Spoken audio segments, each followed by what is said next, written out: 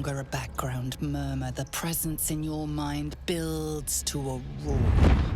We've found it. The Absolute is behind this door.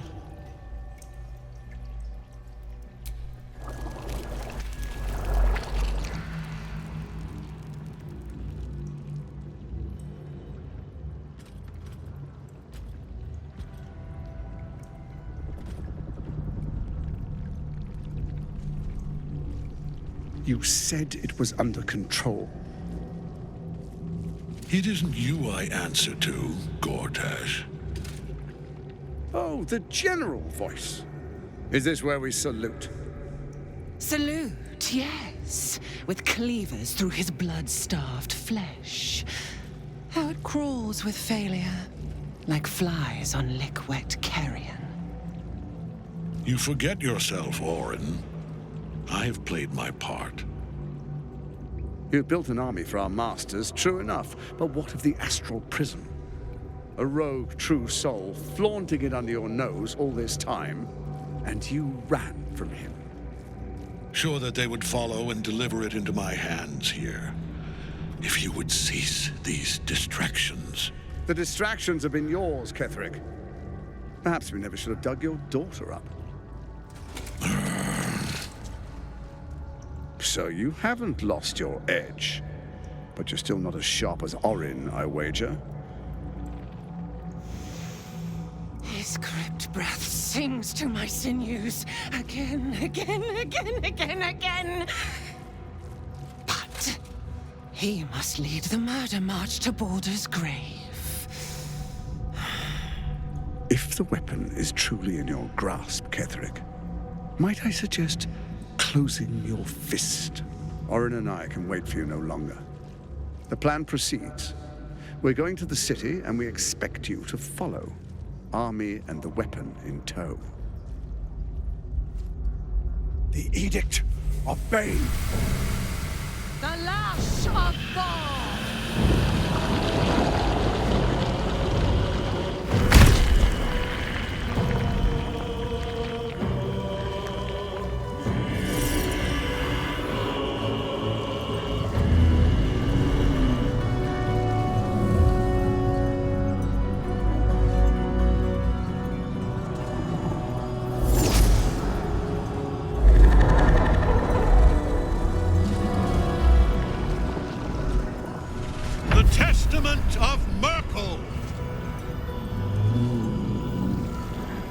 An elder brain. One of the cruelest and most powerful creatures in existence. Enslaved by mere mortals. There we are. It wouldn't do to fight in front of our guest. Behold, Duke Ravengard. The Absolute. Helm preserve us. You wag your word flap in vain, Alderling. Once the worm holds the whip, your shredded flesh will serve us.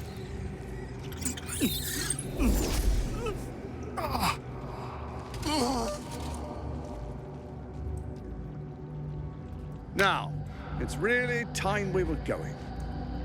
We will empty this place and begin the march. You may catch up with the army once you've retrieved the weapon. And Ketherick, do try not to sulk. You're supposed to be the fearsome general come to conquer the city. And I am the hero who will save it.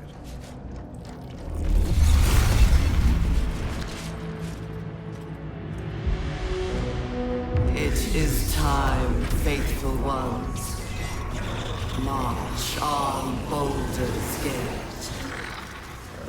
We go to prepare the way.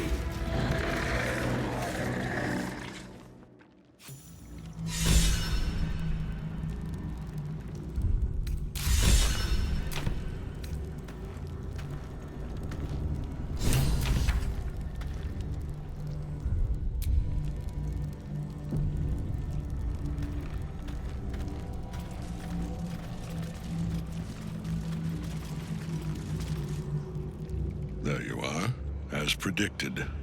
What is it, I wonder, that draws one toward death like a moth to light? You could have run away, absconded with the prism. The one thing that could prevent me from fulfilling my destiny. But the lure of one's destiny is irresistible, isn't it? Perhaps you hope to learn your place in history before you are erased from it. A bright flash of clarity before the snuffing out.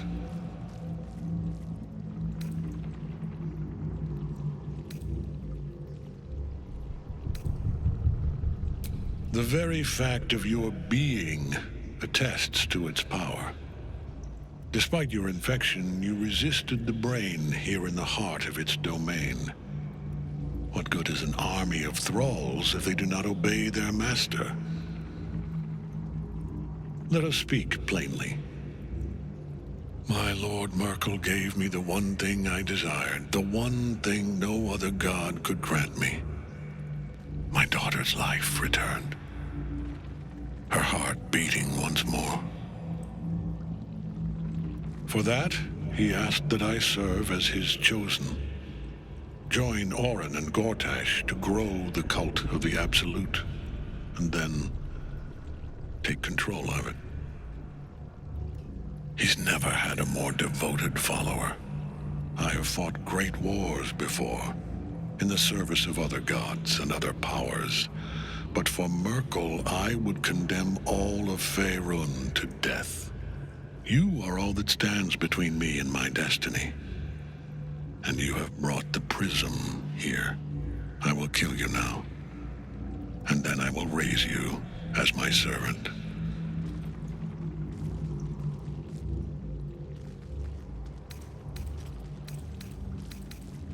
Yes. Join the army of the dead, true soul. Witness Lord Merkel's glory. In the name of the Absolute, kill them all! Important is ever easy.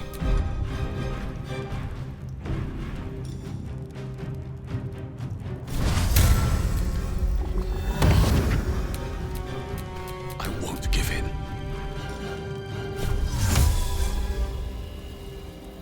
Infinium!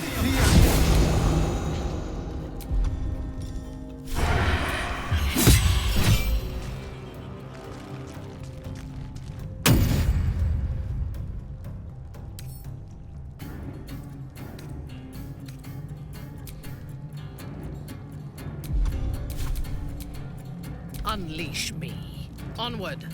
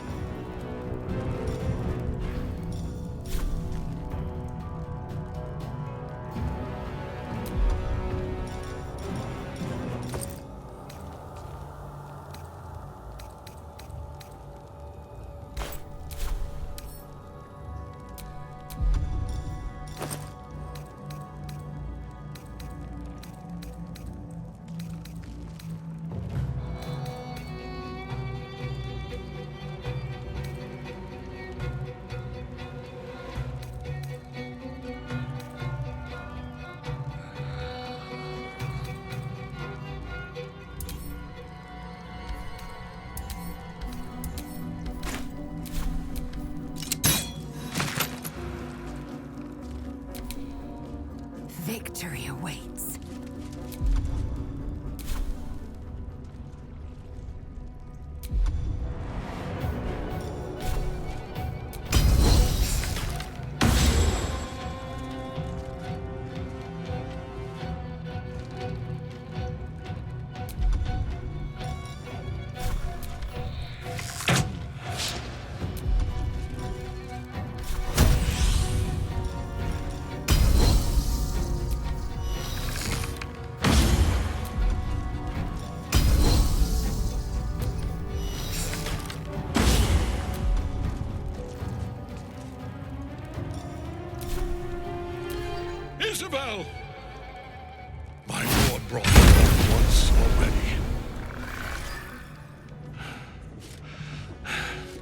What a fool you are.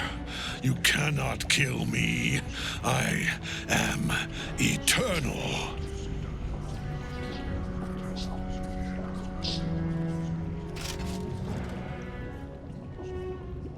Merkel, Lord of Bones, I am here. I am ready. I am yours!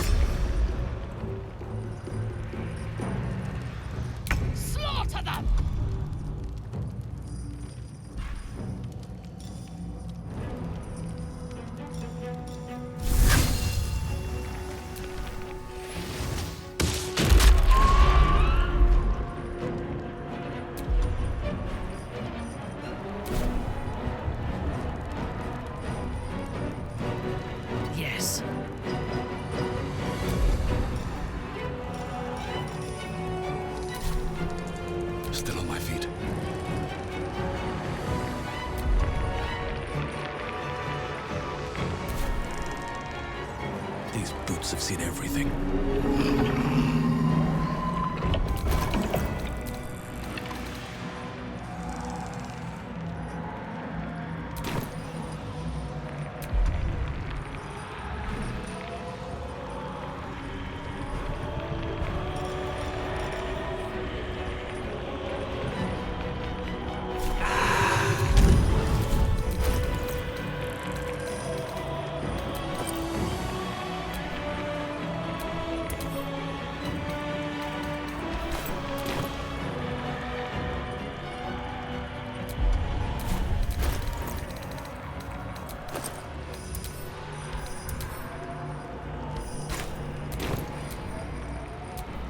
Yes?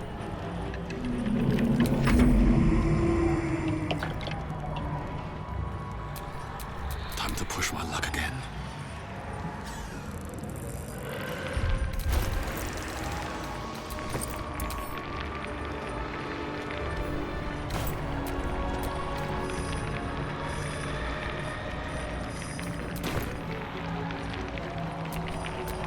I thirst for combat.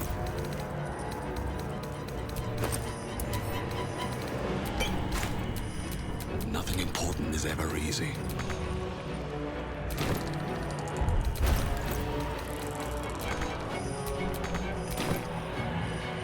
Your command. One life to my life. Sustain.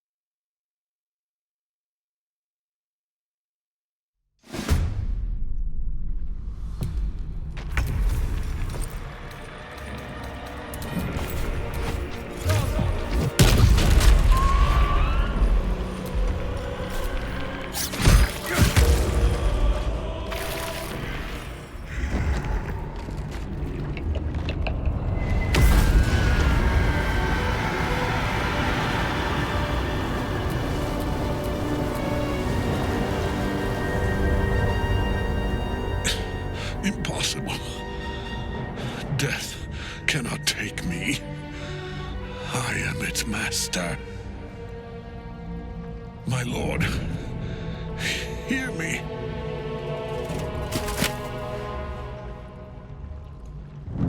Nothing. I am forsaken. You have no idea what you've done.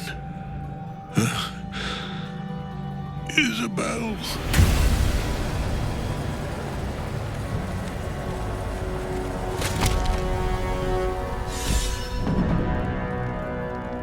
The Chosen of Merkel is dead. Permanently this time. Ketheric's Netherstone. It's in his armor. Take it.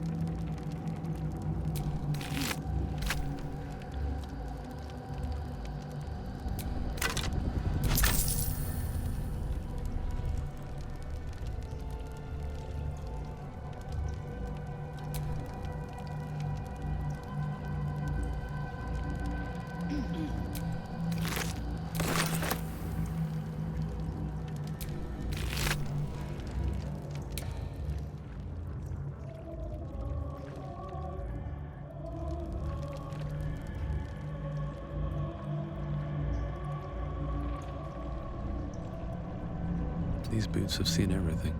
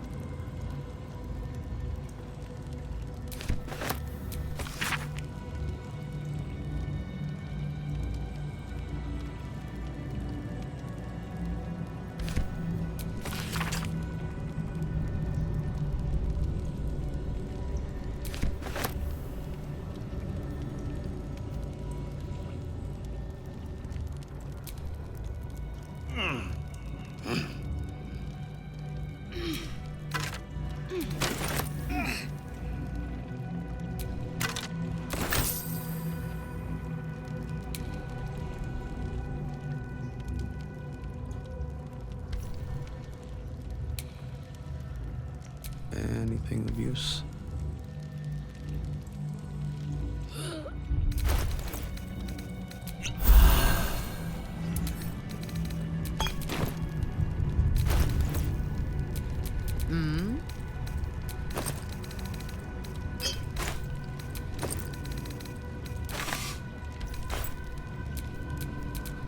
No time to rest.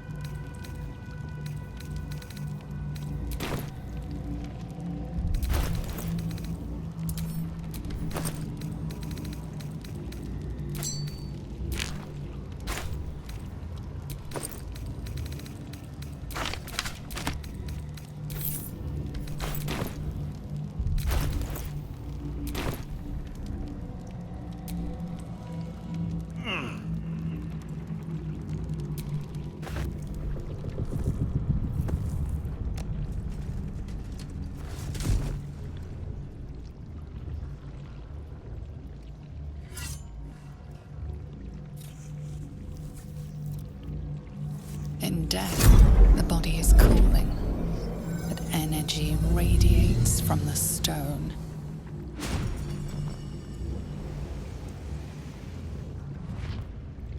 Remarkable. Truly. And now the picture comes together. The Absolute is neither god nor man. It is the Elder Brain you saw, held here by those three against its will. The crown it wears controls it, and these stones control the crown. It has been dominated. To master an Elder Brain, to subdue it. Our enemies are formidable.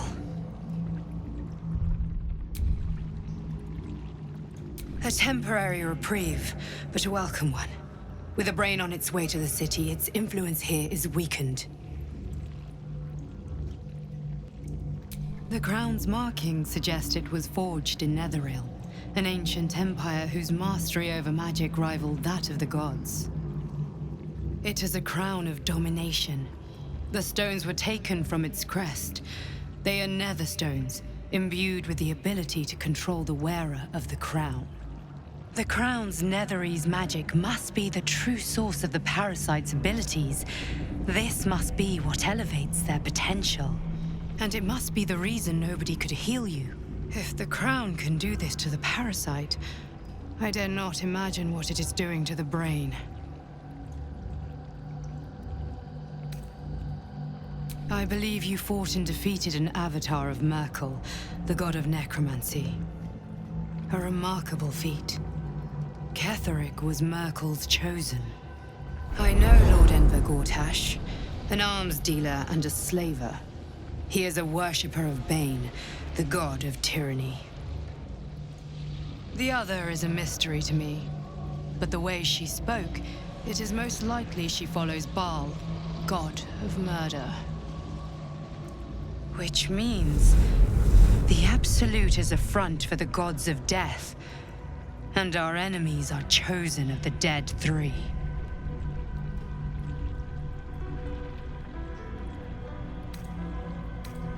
Bane, Baal, and Merkel. The Tyrant, the Assassin, and the Necromancer. They are known to pick from their most devout followers a chosen, granting them incredible powers. Each one alone would be a formidable enemy. But working together and controlling an Elder Brain, I dare not imagine what they might achieve.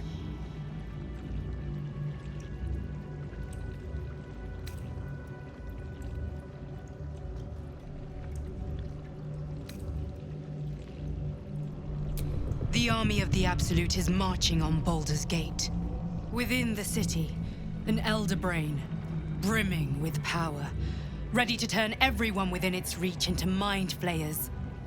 All it needs is an order. An order the Death Gods chosen are on the cusp of giving. We must wrest control of the brain from the chosen before that happens.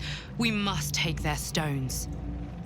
Our chances of success are slim, but we must not fail. If we fail, everything ends.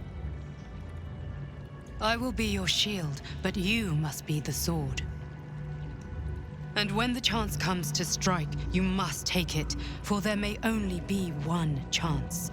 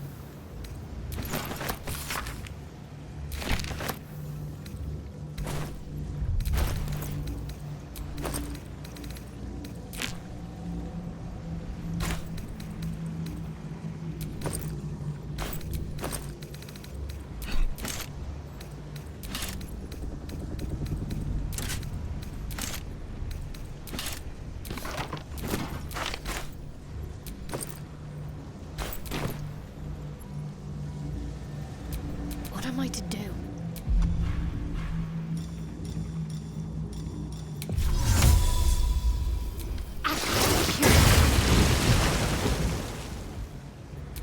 Can't give up now.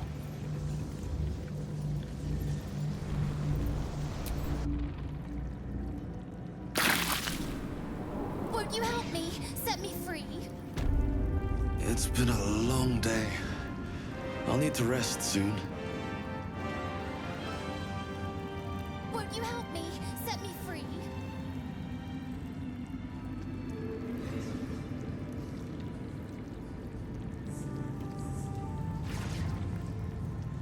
Oh, help! Help!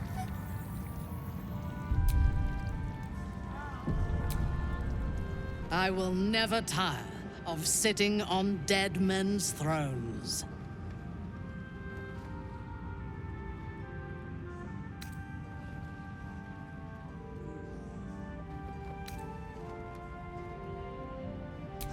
My blood ran hot when we broke Ketheric's bones together. But we have greater challenges ahead of us. It is clear now that he was not working alone.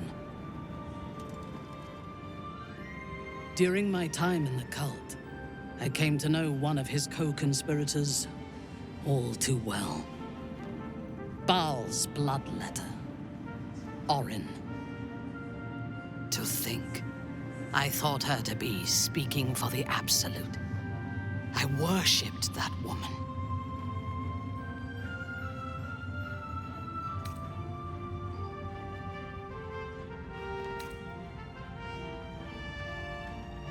Jealous? You needn't be. When Orin is in my hands, her agony will nourish me. She is the Iblis who indoctrinated me with the Absolute's lies.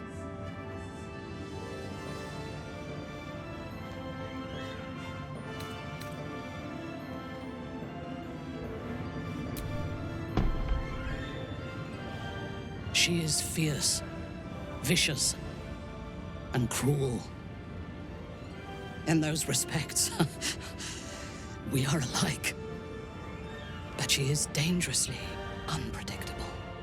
If there is a way to turn this design towards slaughter, rather than control, she will take it. She is the one who brought me to Moonrise, and into the presence of her so-called god, the Absolute. Now I know that those memories are lies. There was no god. Orin held me down in a cocoon of flesh, while a mind flayer forced a parasite into my brain. And she laughed at my fear. I will find her. I will murder her. And I will smile.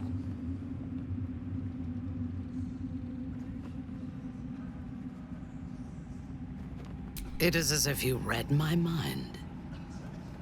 Perhaps you did. In killing Ketheric, we fractured the cult's leadership.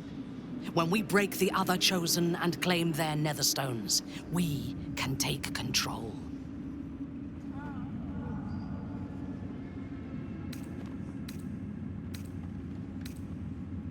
I expected you would be, but know this. What I propose is nigh on impossible, but if anyone can succeed, it is us. We have the prism, and we have the courage to slay gods. We may fail, but we must try. The power of the enslaved Elder Brain could reshape the world. We could reshape the world. And then we will need no gods. We will be their equal. We will be absolute. We have a purpose and a bond. By my oath, I will fight with you, while that purpose holds. There is yet one thing about you that troubles me, though. Something I need you to explain. Why come to Moonrise, where the cult's power is strongest? Why not walk away?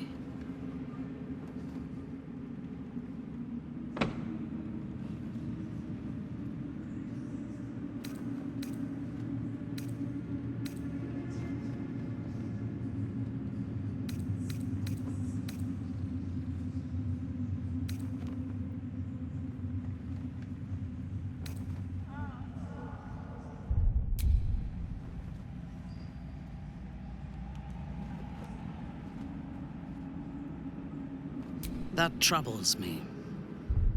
Those who kill without motive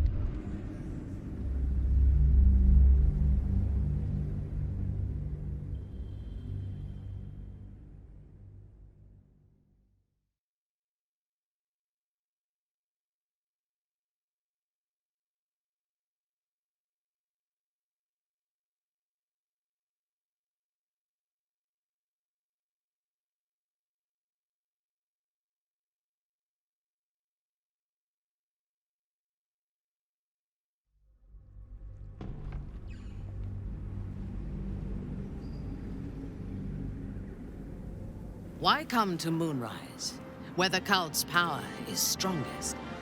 Why not walk away? Good. That is as it should be. Now, I am ready to leave this damned place whenever you give the word. The city awaits. At your command. All's well that Won't you ends. help me? Not Set as me bad as it free. could have.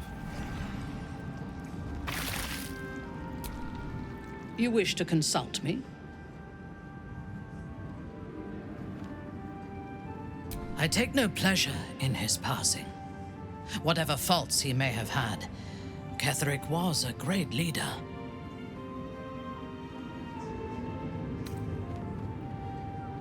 Life was crueler to him than death. It is no great wonder that he found his strength in Merkel. I believe he was an honorable man, but the gods used him as their plaything. First, Shah and her sister, then the three behind the Absolute. I sympathize.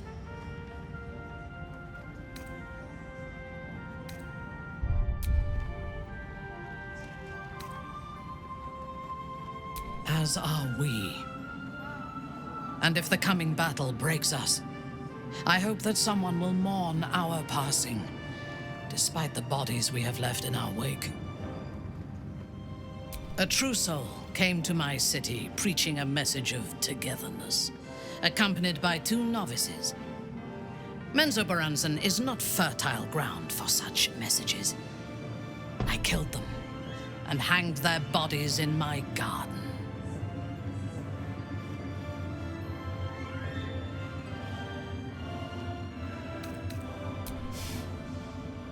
Recruited. You could call it that. I intended to wage war on their god and the rest of its presumptive followers. Even as the flesh sagged and sloughed away from their eyeless skulls, their audacity infuriated me. I had to know where they came from. And whoever sent them was counting on my curiosity overcoming my caution.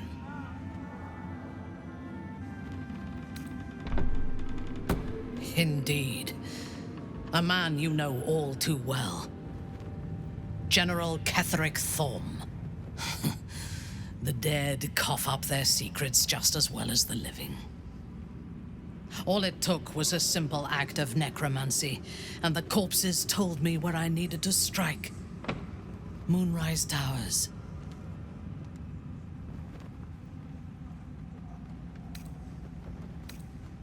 No. I was prepared for combat, but I intended to strike subtly. As it turned out, to my shame, I was defeated without even drawing my weapon. I came to Moonrise with a retinue of warriors and assassins, the best House Bainray had to offer. I expected a battle, but found a fully laden feast table and a welcome befitting a house matron. Ketheric expected us, expected me, and I fell for his flattery.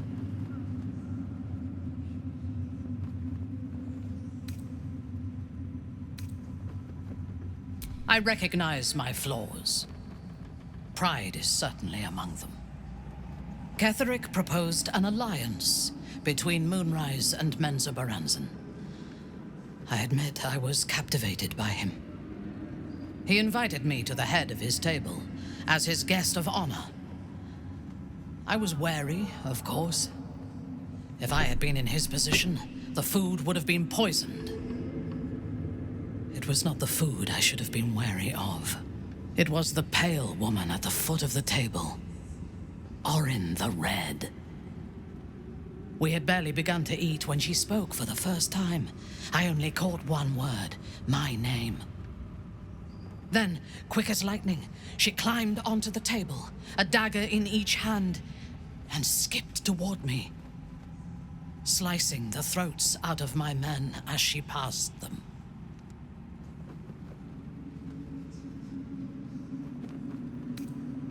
Few things frighten me. Orin is one of them. Ketheric held me still, His hand on my shoulder, the grip tight enough to crack the bone.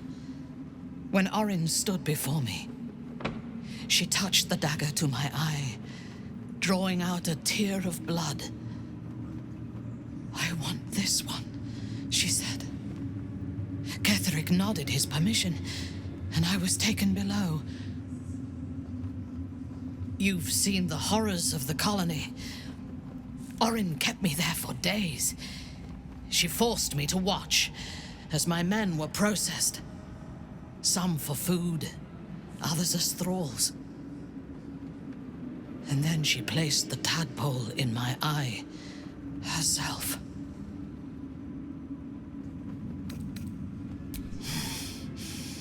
That is certain. You know the rest as well as I do. There were massacres before the Grove. Religious communities mostly. Those who refused to convert. Then there was you, and now there is freedom. Soon there will be vengeance.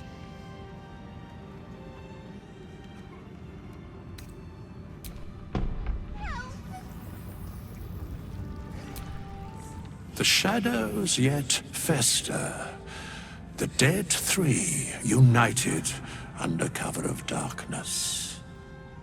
The balance shifts. There are depths to this alliance yet unplumbed. Consider, mortal. Do Illithids possess souls?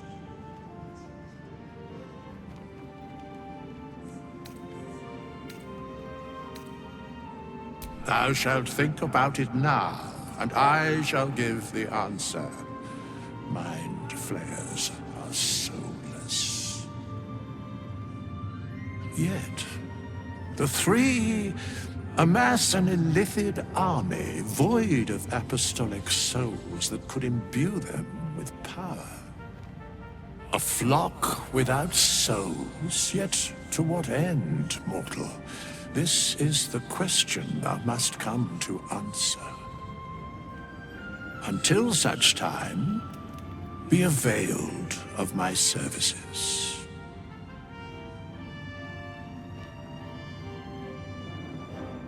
Where matters of balance are concerned, I am eternally called. No. Yes, Bane, Lord of Darkness, Baal, Lord of Murder, Merkel, Lord of Bones. Once judged, ascended, then vanquished, as one, and as three. The alliance is reforged, mortal.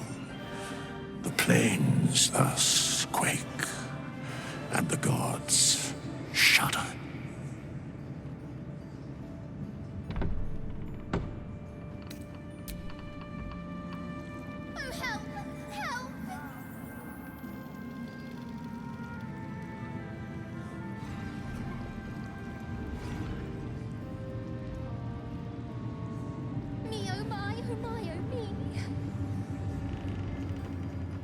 We leave the heart of the Absolute alive, thanks to you.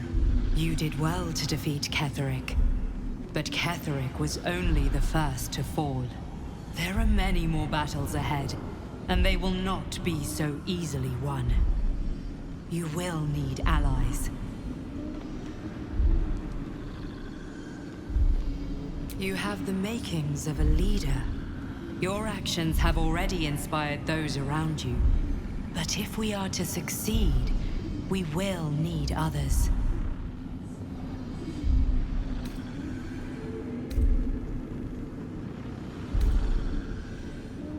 Baldur's Gate may not know it yet, but its fate is bound to ours.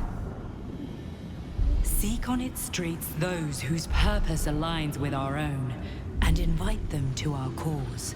Together, we will put an end to the Absolute, the Chosen, all. The road to Baldur's Gate is west of the town. If we hurry, we'll arrive before the Absolute's forces. Ketheric may be gone, but the shadows remain.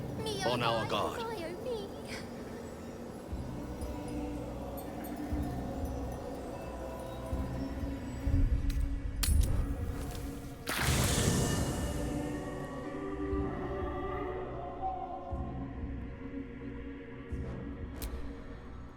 Greetings.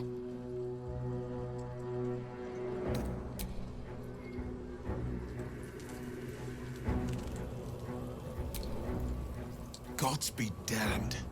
With that parasite in his brain, Father could wreak untold havoc in the Absolute's name. Should Baldur's Gate fall to the Absolute, every one of the coast cities will be ripe for the plucking. We're not just fighting for our cure, we're fighting for my father. We're fighting for the Gate. We're fighting for all of Faerun.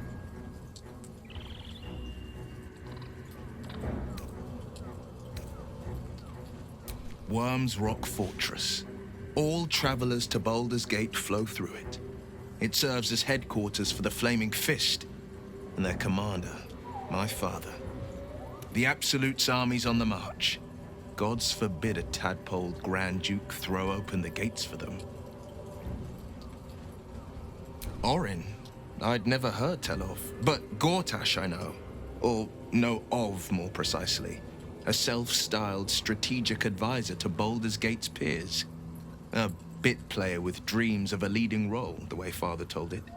He had no use for Gortash, and even less for his advice. I don't remember much beyond that. But where these Chosen are concerned, I have a suspicion we're about to know more than we'd like.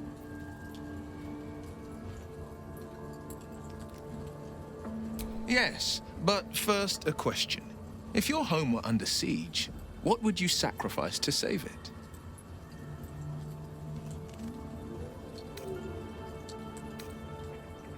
I could never be so disloyal to Baldur's Gate. I was 17. Father, older Ravengard, had just been named a Grand Duke and was called away to Elturel to help settle a dispute. That's when the Cult of the Dragon made its move. The Cult of the Dragon, a fractured religion.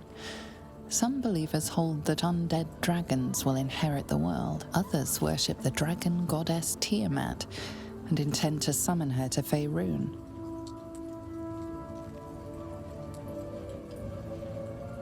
To conjure the Dragon Queen and lay waste to Baldur's Gate. A 10-day after Father left, I heard a whisper as I slept. Duskhawk Hill. The Queen of Chaos awakens. Go alone. I grabbed a rapier and set out. There wasn't a cloud in the sky, yet not a single star was shining. There they were, gathered at the foot of the hill. Your head tingles. Will wants to show you what happened.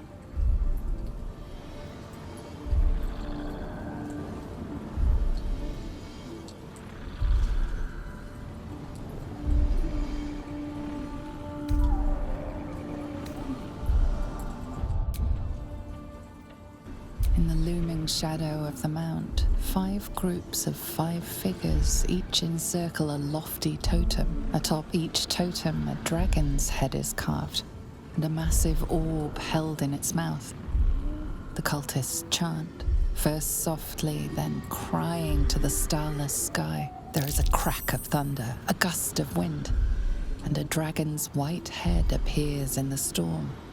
The first of Tiamat's 5 heads. As the maelstrom howls, Mizura's lips press to your ear.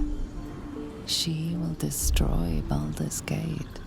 Grant me your soul, and I will give you the power to save it, she whispers.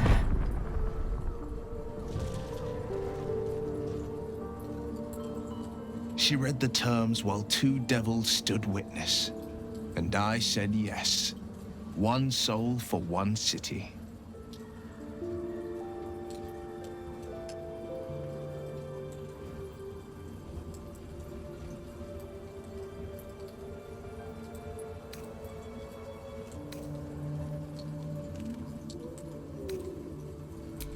He returned to an unsuspecting city and a wayward son with a smirking devil at his side. I tried to tell him the truth, but my mouth couldn't form the words. I'd led him to the battlefield, but Mazora had swept it clean. After, he said only one word. Go. So I did. She didn't. She came on order of her mistress, Zariel. Tiamat made a play for power. Zariel had other plans. That was the most Mazora's ever said. All that mattered was that she got her prize. Another pet added to her warlock menagerie.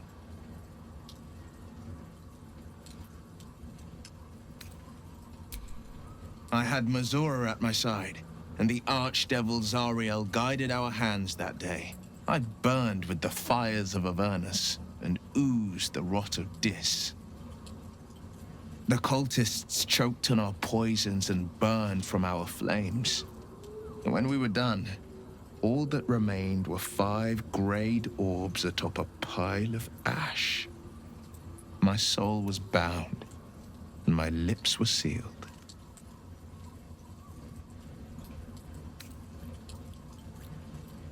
It is the one scar I ever bore of it. Mizora replaced it with a sending stone.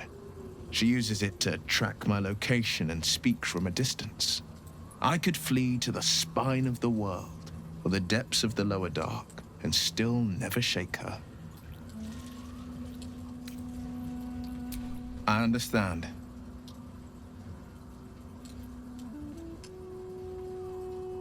No, never. He did the only thing he could. In his eyes, I invited a devil into our midst. I was a fool at best, a traitor at worst, and Grand Duke Ravengard suffers neither.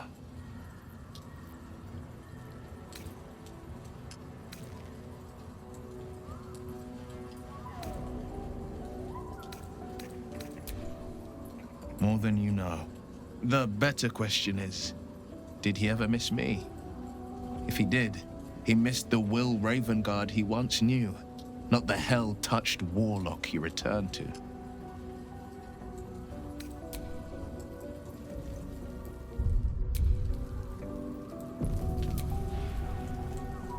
You saw Gortash, didn't you? What the fuck was he doing down there? Is all of this because of him? The tadpole, the absolute. How?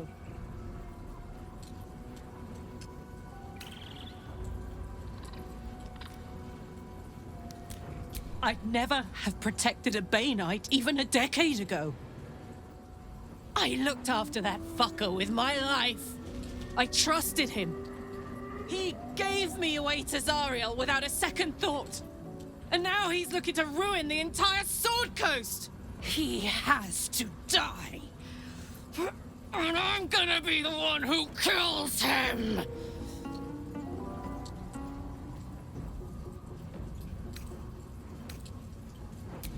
I won't know peace till I dug my thumbs into his eyes, till I ripped his throat out with my teeth.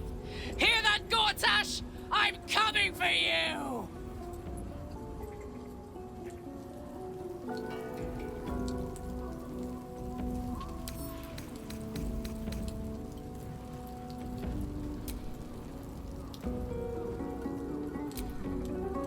Lady of Sorrows, guide us. Did you want something?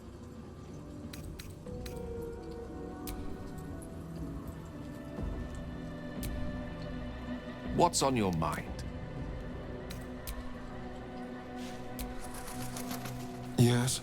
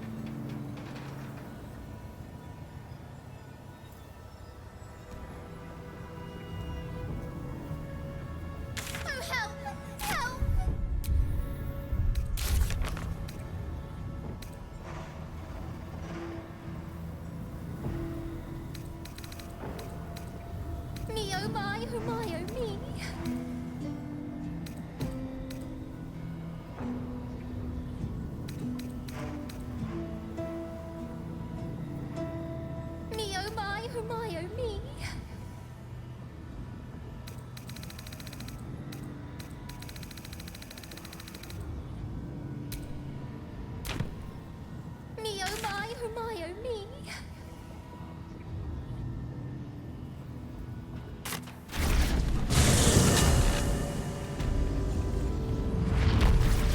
Me, oh my, oh my, oh me.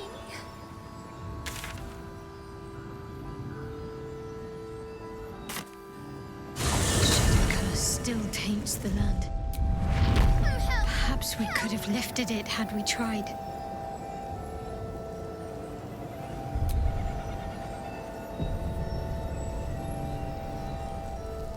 The Absolute's armies are on the march, and Baldur's Gate is their target.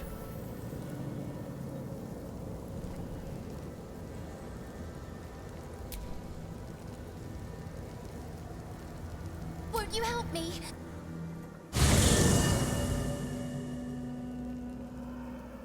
Ketheric is defeated, the path ahead clear. You should be elated. But the sight of the land you leave behind does nothing to alleviate your sorrow.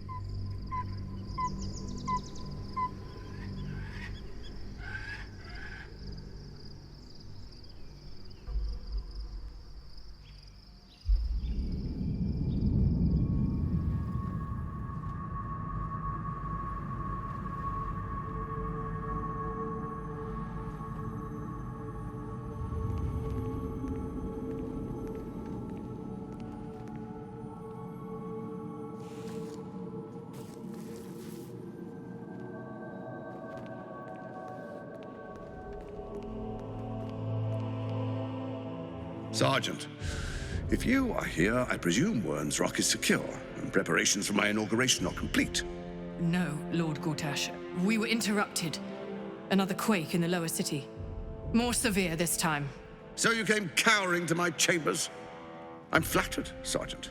But even I cannot command natural phenomena to cease. Forgive me, my lord, but there is panic in the streets. The people are afraid. Perhaps the people would be calm if you kept your nerve. I expect better from the Flaming Fist than to run scared from a slight tremor in the earth. Get back to your duties. Duties, duties, duties. Patrolling and saluting and following and bowing and scraping. Yes, sir. No, sir. Rip and cut your throat, sir. Your plan is falling apart, lordling. Give me a reason not to cut you to ribbons. Control yourself, Orin. We need to focus on reuniting the stones or the brain will break free. These quakes are just the start. Neither of us expected the Prism Bearers to kill Ketheric. They'll be traveling to the city.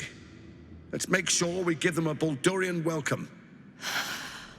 I itch to peel you, to split your skin, to see your skull shine in the light. Little tyrant.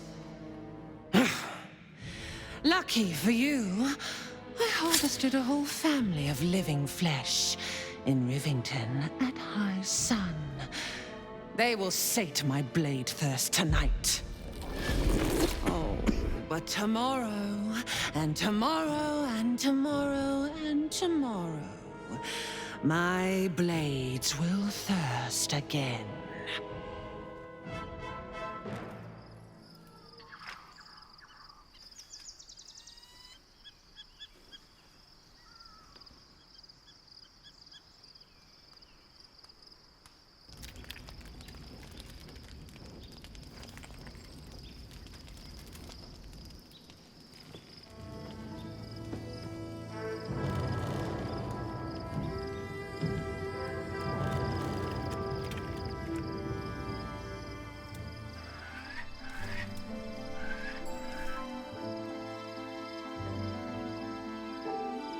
Beyond the campsite, the city waits in uneasy silence, one sleep away.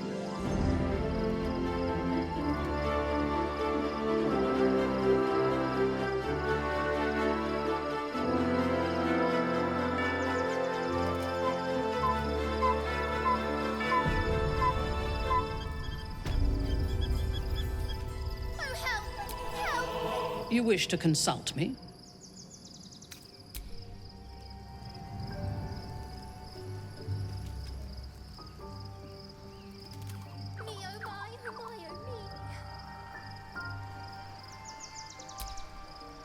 I was supposed to sacrifice myself to stop the Absolute.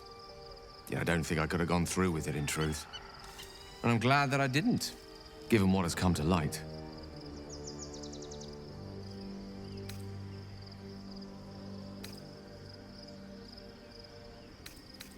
The Elder Brain. But, more importantly, the crown that it wore. Even without seeing it for myself, I could sense it. Netherese magic. So pure, so complete. I doubted what I was feeling at first. Most Netherese artifacts contain only the faintest amount of their former power, the ghost of an echo of a memory. That crown was different. I can't fathom how such a wonder survived. Surely everything of its ilk was destroyed along with Netheril itself, but no matter. It exists. I must learn more of it. That crown sits on a gargantuan elder brain bent on destroying us and everything we hold dear. Understanding its true nature might unlock the means of our victory. We need to learn more about what we saw. An artifact as powerful as that crown must have been documented somewhere. As luck would have it, we'll soon find ourselves near one of the finest book collections this side of Candlekeep. Sorcerous Sundries. I need to go there and learn all I can.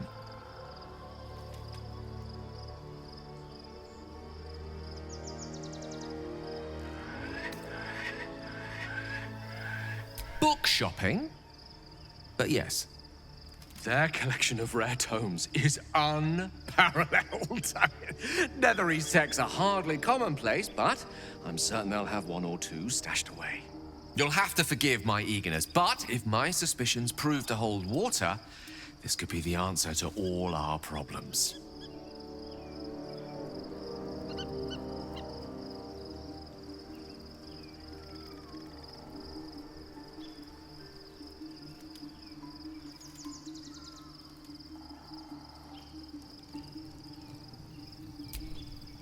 The gate is closed, as is Cazador.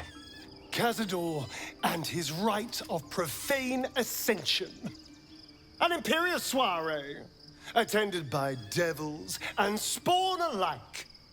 A grand ceremony to honor one exalted vampiric master. And elevate him to an unfathomable station. To place him in a position of such esteem. The world will yearn to kneel and offer their necks.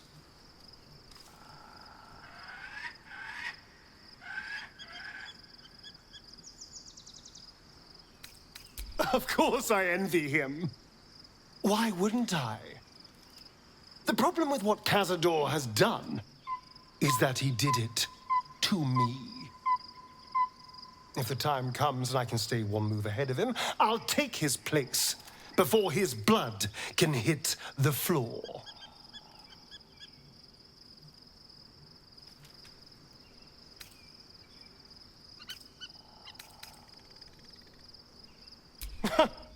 What's a handful of the wretch's servants? If they're anything like me when I was enslaved, they're all but begging for death anyway. After 200 years of shit, pure shit! I think I deserve something better.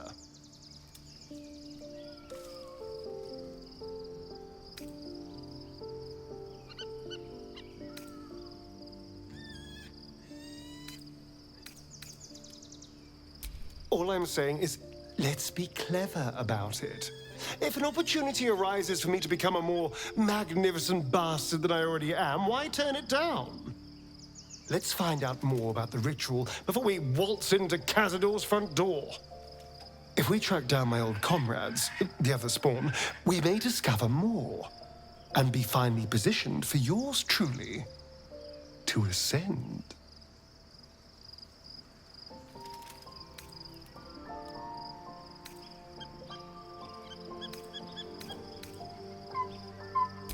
going to Baldur's Gate, the city of 1 in a million chances, splendor, and squalor. Anything could happen. If we don't find my brethren, they'll find us, likely with bared fangs. We should get to them first. Then we can make their pretty tongues talk. Unless Cazadors change their orders, they'll be in the dens of this town, seeking prey.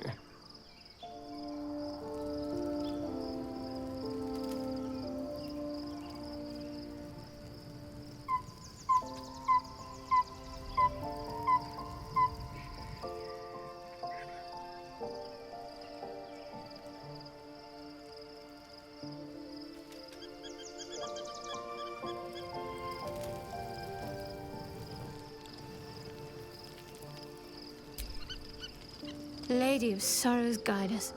Did you want something? If you're sure. If you're sure, fine.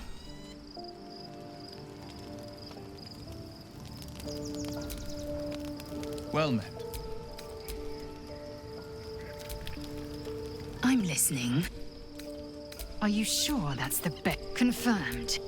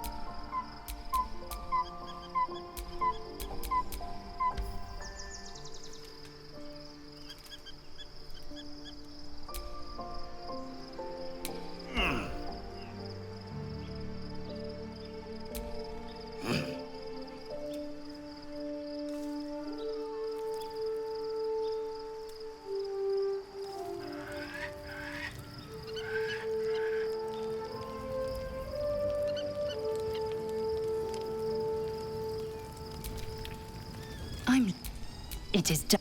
Oh, enough waiting. I crave blood.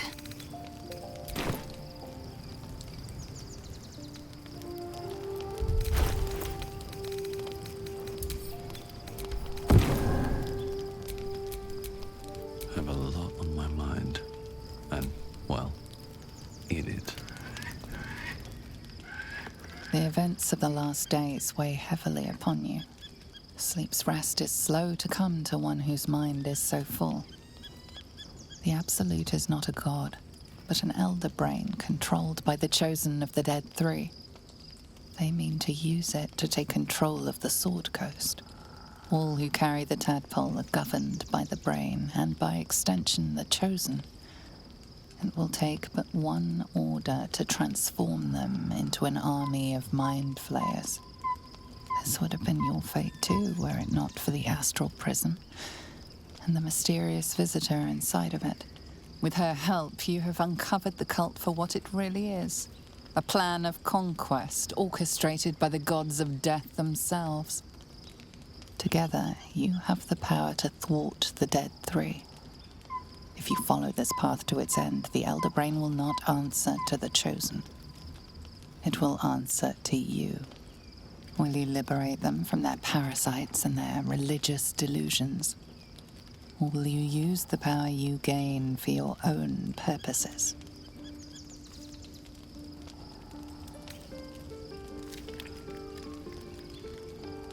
A thrill courses through you at the thought. You will not have long to wait. All you need to do now is sleep. But sleep is not for you. Hear me. Gather. The reckoning is upon us. The city thirsts for domination. March. Join power.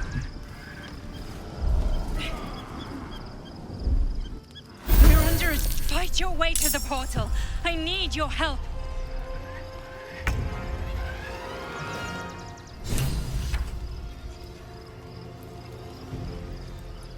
Me, oh my, oh my, oh me.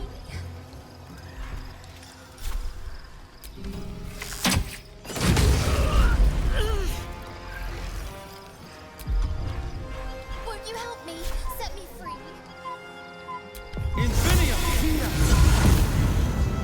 Die, you lifted harborer! Won't you help me? Set me free. In the name of the Absolute, kill them all! A bold maneuver.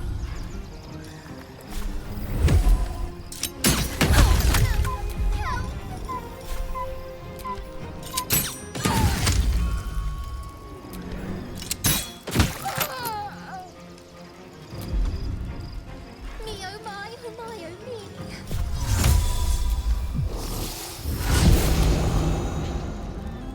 Oh, help!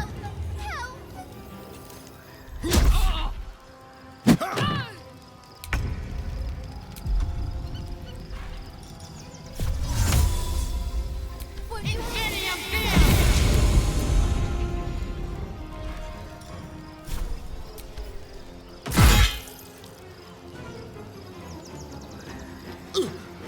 help?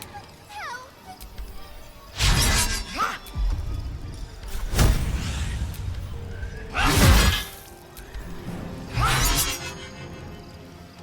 Me, oh my, oh my, oh me.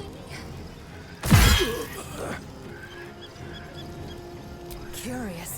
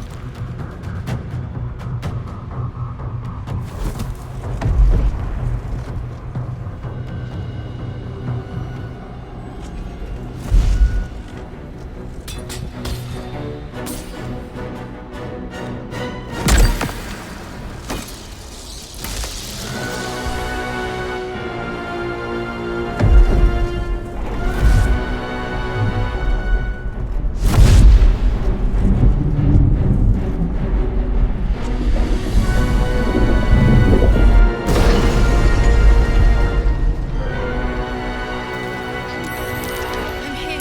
Help me. I'm under attack. Won't you help me? Set me free.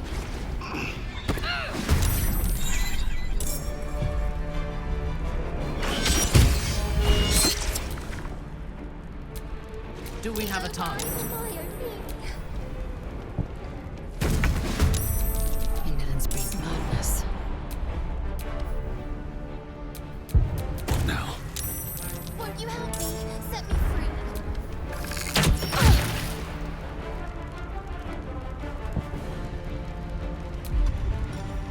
Time for some bloody work. Won't you help me? Set me free. In the name of the Absolute, kill them all!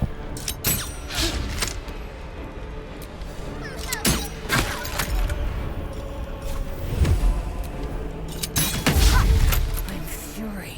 I am death. Me, oh my, oh my.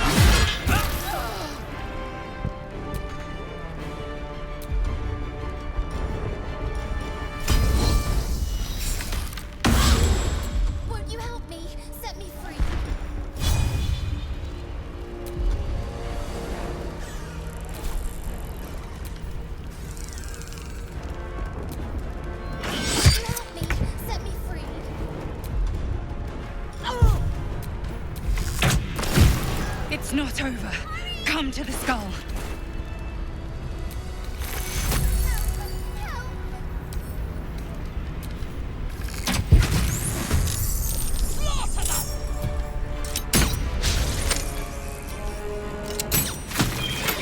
Survival is all that matters. It's not over. Come to the skull. Hurry. I can't hold them back alone.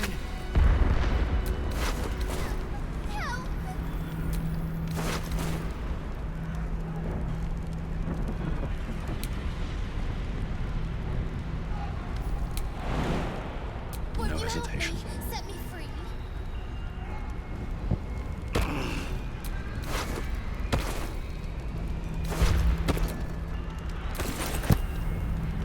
Won't you help me? Set me free. I need you. Now.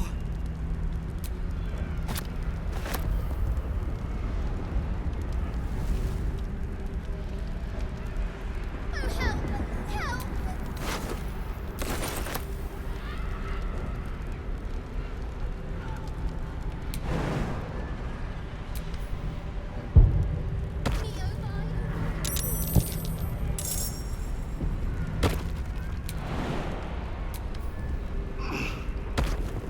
The skull. Come to the skull.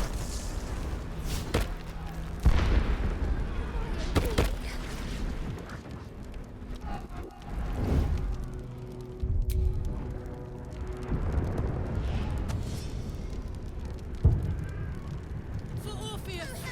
Attacker!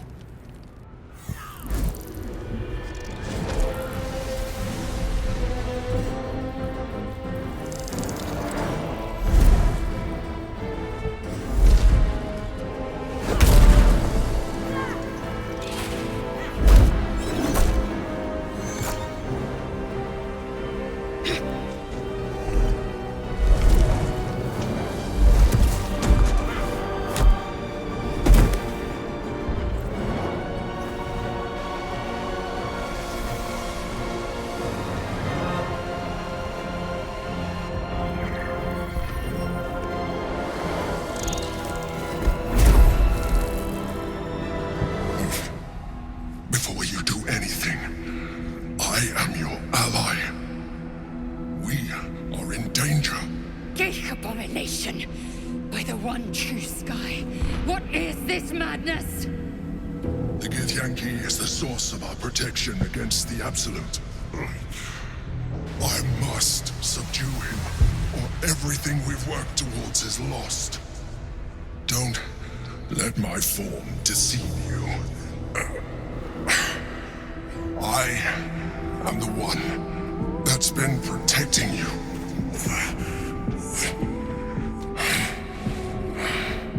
I am the one that came to you in your dreams. Help me.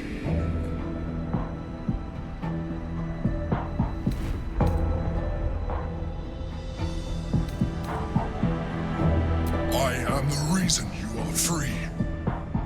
We are more alike than you want to admit.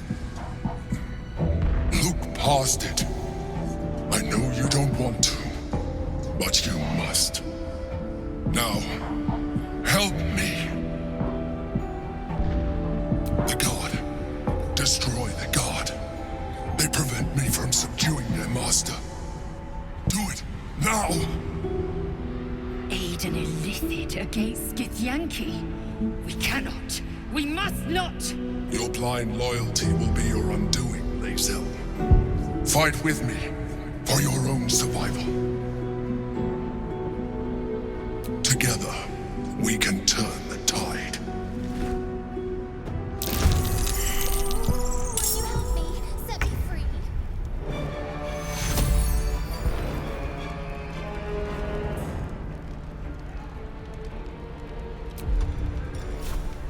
Me, oh my, oh my.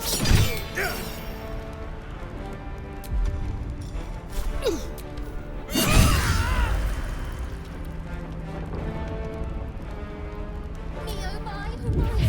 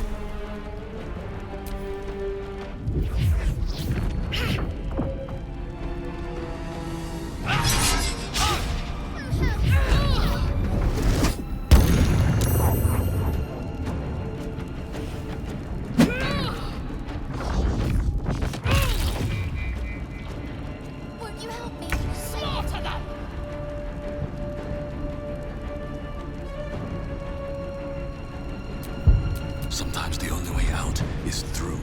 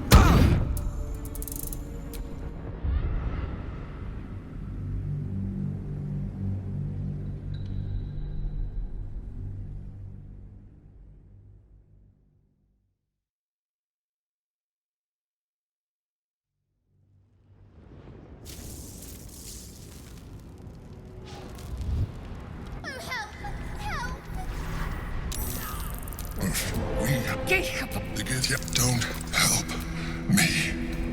You slept with the drowned Dara. You pleased her. You killed the Azuma Night Soul. You didn't have to. You let me live last time you were here, though it brought Blackith's wrath upon you. Your continued existence as yourself, and not a mind flayer, should be all the proof you need.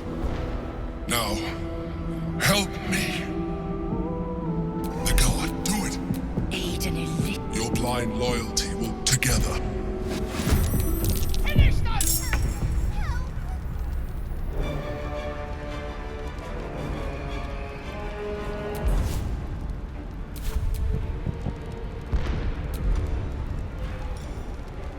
Won't you help me? Set me free.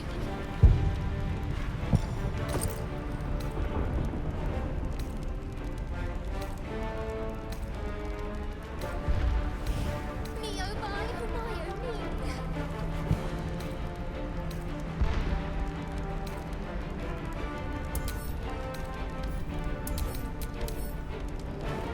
Me, oh my, oh me.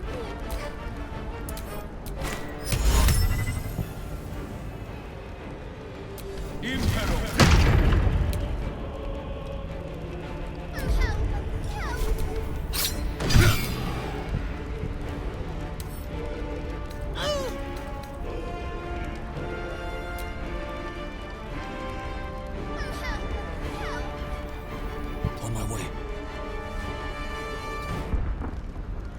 My victims await.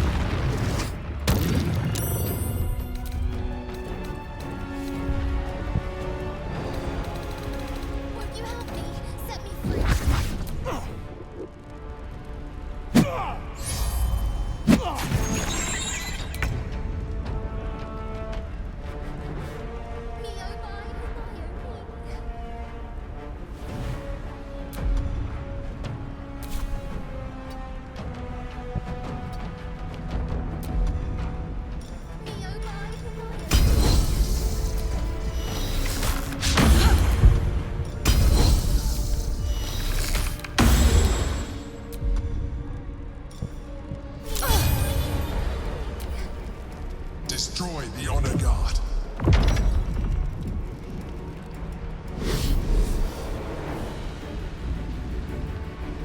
Help me! Set me free!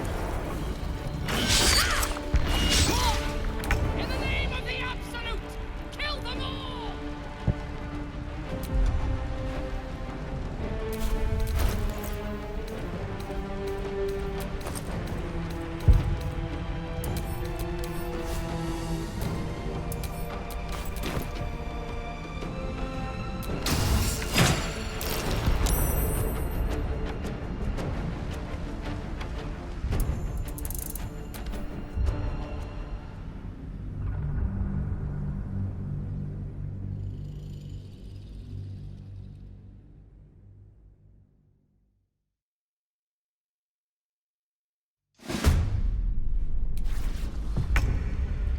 Me oh my,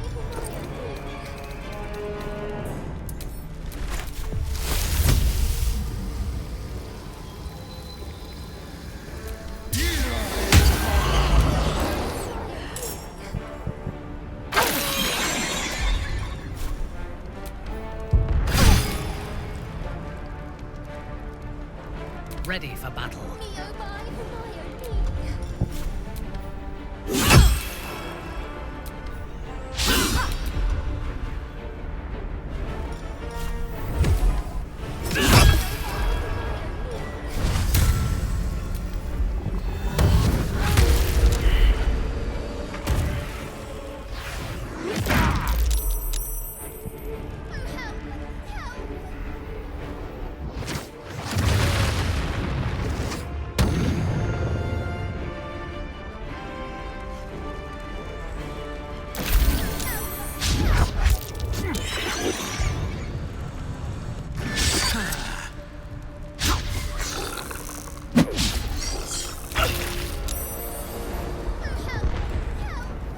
No time to waste.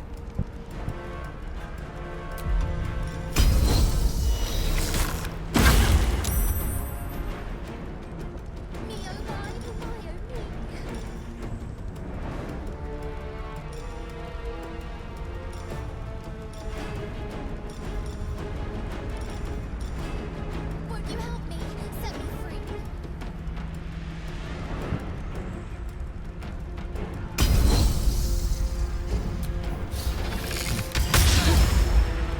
Would you help me? Set me free!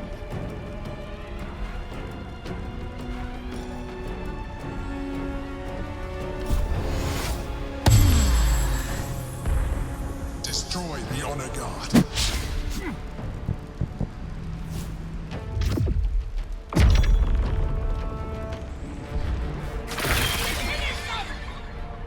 Would you help me? Set me free!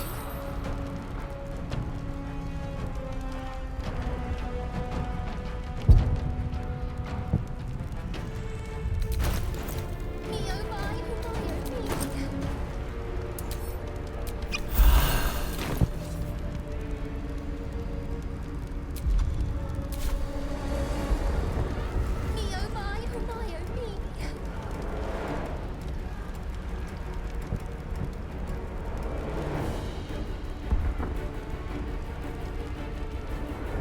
Me oh my, me. Swift as my feet can carry me.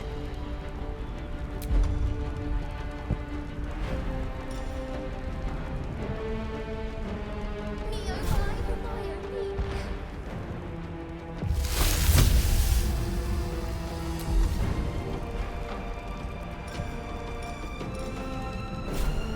Would you help me? On your command.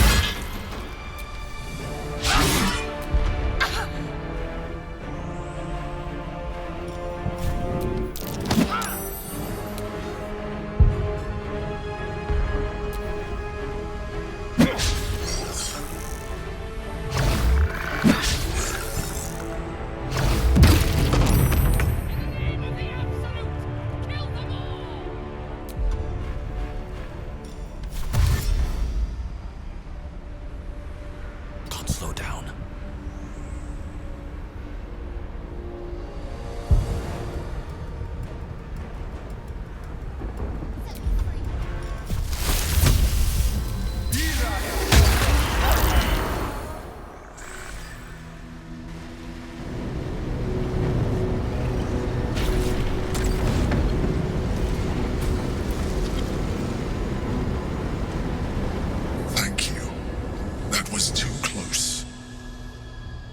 Don't look at me like that. I am a mind flayer, yes. Without me, you would be a slave to the Absolute. It's obscene to owe my life to a damned geich. No more lies, no more tricks. I will have answers!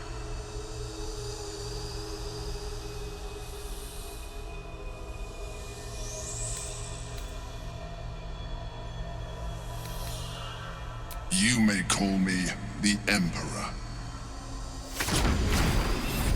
An adventurer, I came from Baldur's Gate, though I was never one to be constrained by circumstance. I longed for more.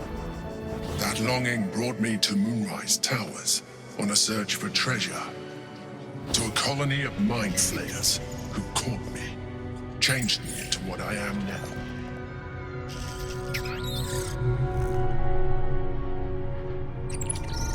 For years, I served the Elder Brain, the one you know as the Absolute. I was a thrall like any other, but I was fortunate. I broke free and started a new life in my old city. I sustained myself on criminals. Unglamorous, but there are plenty of them, rarely missed. And they fueled me while I did my work. I had the good fortune to meet Duke Stelmane. We formed a partnership, and through her, I became the governing force behind the Knights of the Shield, the largest mercantile operation in Baldur's Gate. People referred to me as the Emperor. Such was my influence, though of course they had no idea what I really was. My needs were sated. I was happy for a while, until my true nature was discovered by the tyrant himself, Lord Gortash. He tore me from my home and brought me back to the Brain, where I became a slave once again. A slave he continued to call the Emperor. The name was intended as a slight, to remind me of the heights from which I fell. But I have grown fond of it. It encapsulates well who I've become.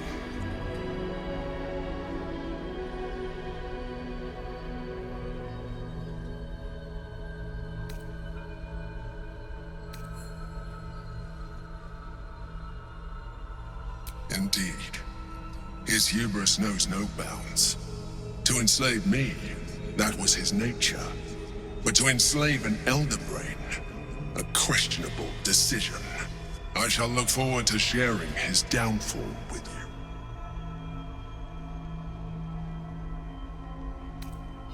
We fought to tame Prince Orpheus, the son of Gith herself. Orpheus? Impossible. He was slain by Jastil Kithrak himself. Quite possible, I assure you. His power has been the source of your continued protection against the voice of the Absolute. The power to disrupt hive mind communication. It is the same power that enabled Orpheus's mother to bring about the fall of the Illithid Empire eons ago. A power she passed on to him, and that I leveraged for you. When Orpheus's mother left, a usurper took her place. Vlaakith declared herself queen of the Githyanki. Vlaakith wanted his power, but Orpheus rose against her, and so she sealed him and his honor guard within this prison. Bound by infernal chains, Orpheus could never leave. Bound by duty, his guard never would. They were close to breaking my hold on that prince. And if they had succeeded, we would be lost. I am relieved You have embraced your potential enough that you could help me eliminate them. Alone, Orpheus will be much easier to control.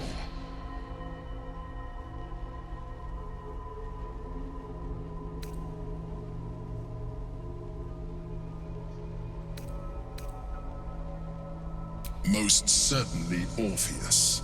He is a threat to her reign. Some Githyanki still revere him, in defiance of their teachings. Blackith was safe as long as they believed him to be dead. But as you can see, he is very much alive. She kept him this way because she was reluctant to eradicate such power. Power that she might one day wish to take from him. If the Githyanki ever find out what she has done, there will be civil war. Blackith will be finished. Vlaakith is eternal. My people would not be swayed by this false prince. No. Gortash sent me on a mission to retrieve the Astral Prism. I was one of many, but the first to find it. How Gortash or the other Chosen learned of its existence, I do not know. The moment I found it, I felt a change. My free will returning. I followed the feeling inside, and found Orpheus. I realized what the prism was for. Containment. While my body was within the prism's bounds, my mind was free. I could resist the Elder Brain, the Chosen. Better yet, I could plan to overthrow them. All I needed to do was subdue Orpheus and find allies in the outer world. You.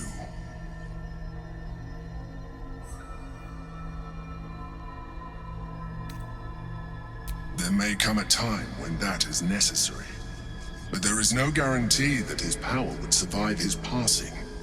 The risk is too great. The moment his protection is gone, you would become enthralled to the Elder Brain, just as I would. We may look different, but to the Elder Brain we are already the same. Thralls in its design.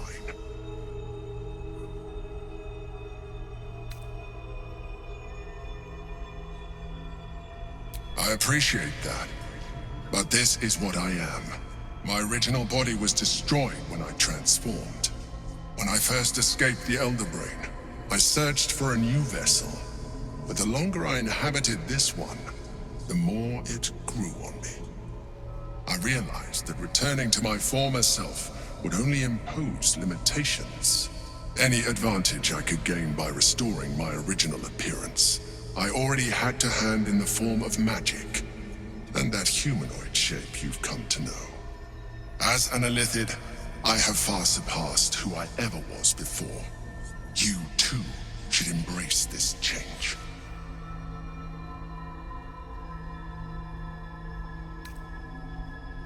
I believe we'll have a better chance of defeating the Elder Brain if you embrace your latent Illithid potential.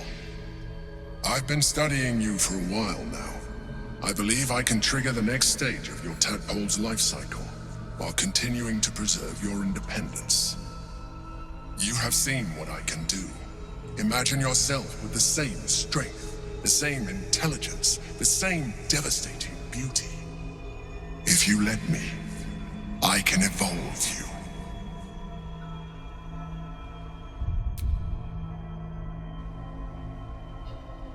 You will be able to do things you never thought were possible.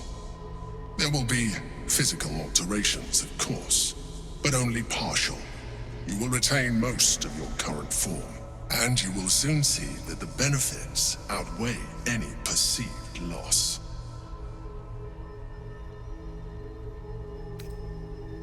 The answer is twofold. One, I can, but it would kill you, as I told you before. Two, why would I? You have done well with the limited form you have, but you would do far better as an Illithid. So, do you wish to evolve or not? Skvar! Whatever this gig offers is no gift to you. You continue to surprise me. Your mind is truly something special. Hold out your hand.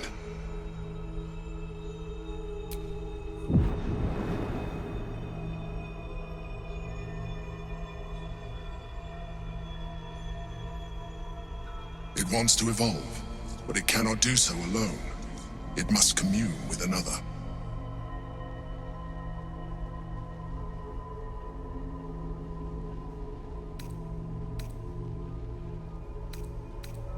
A tadpole, nurtured by the psionic energy of the astral plane, cocooned here for millennia. It has become extraordinary.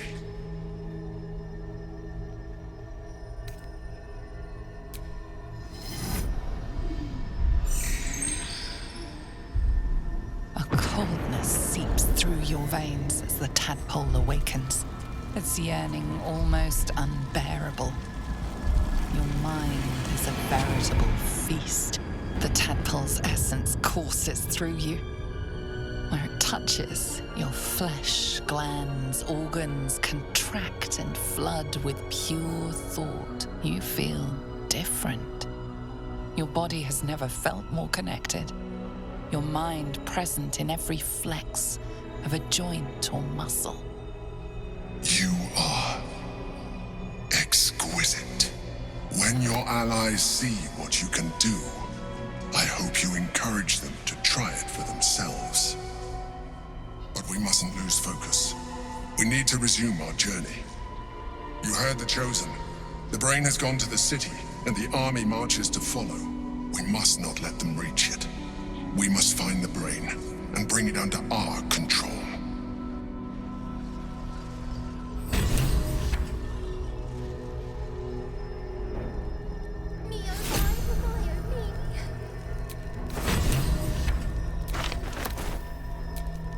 Reporting.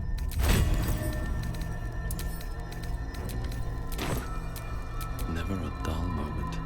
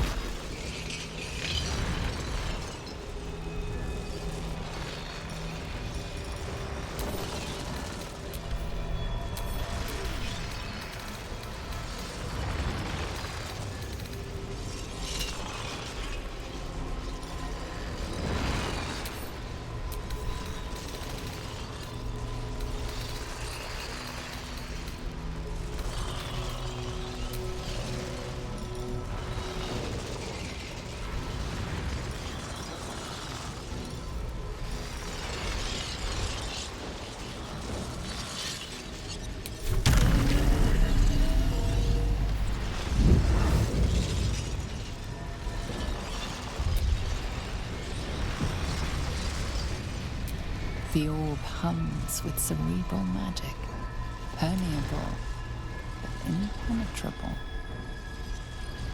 Within it, the Githyanki prince is as silent as a corpse, but for the murmur of his powers being siphoned away.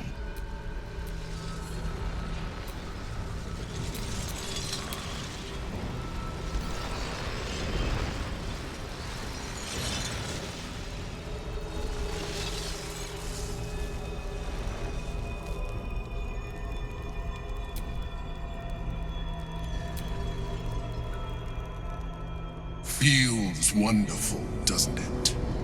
You wear it well.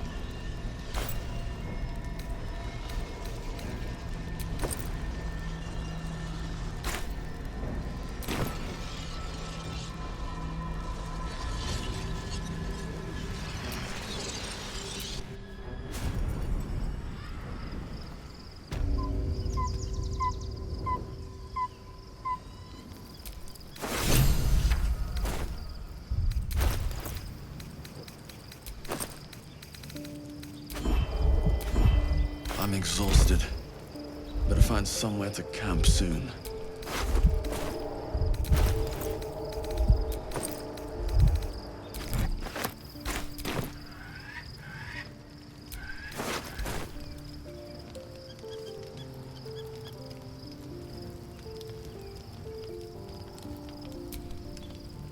Orpheus, Gith's only son. He lives. It is not the Geich visitor that Vlaakith would destroy. It is Orpheus, the traitor prince, the Laxarai.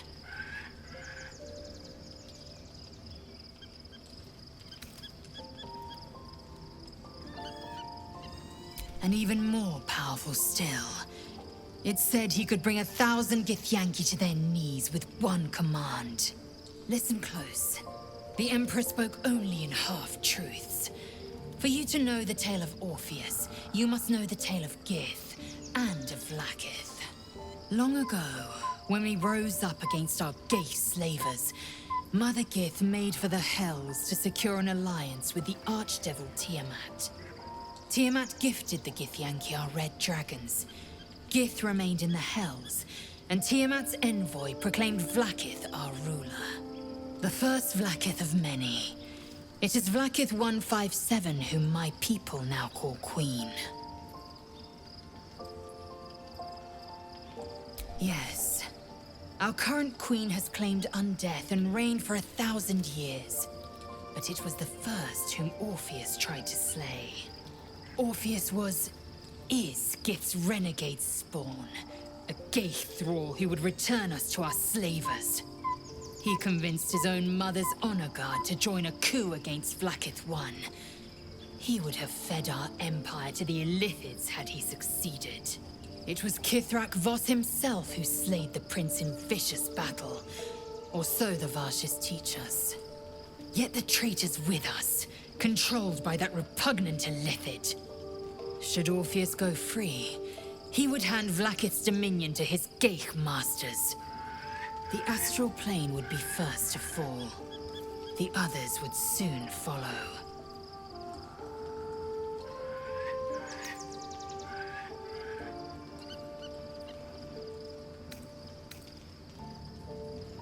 Orpheus is not Githyanki.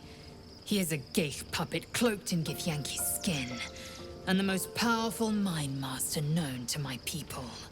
One word from his scheming lips and the people would doubt. 2 words and they would rage. 3 words and they would bow to the false prince. The Githyanki would be slaves once more, and one by one, the planes would fall to the Geich. The spirits of the fallen be my witness. I will find the means of reaching the prince through his domed prison. And when I return to the astral prism, I will slay him in the name of the undying Queen Vlaakith.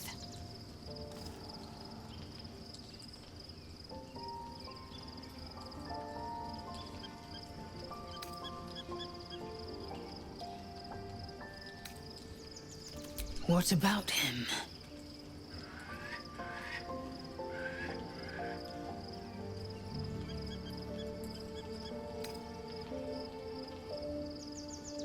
As loathsome as it is, the Emperor slipped one fact into its slurry of lies. Orpheus can disrupt a Geich hive mind, one talent of many that drove the Illithids to enthrall him. The prince is a powerful shield and a powerful weapon. Vlaakith was no fool. Why destroy a weapon like that when you can contain it in a relic and keep it for yourself?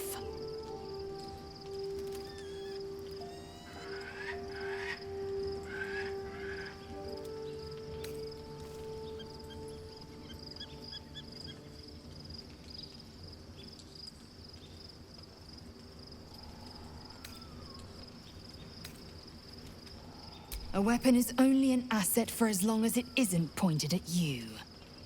The means of the Githyanki people's end has been ripped from the venerable queen. Better to kill Orpheus than to risk the enemy wielding his power, whether that enemy be Geich or the Dead Three.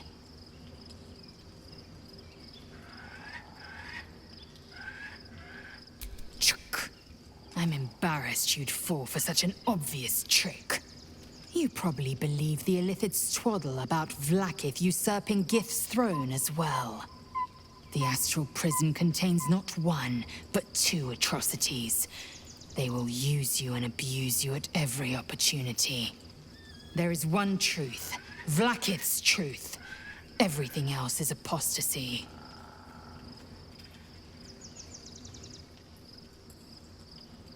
Orpheus is honor guard, loyal to the end, and trapped by Vlaakith in the same prism holding their prince, fruitlessly hacking at the sphere that contains him. So loyal, so beguiled, they were blind to his treason.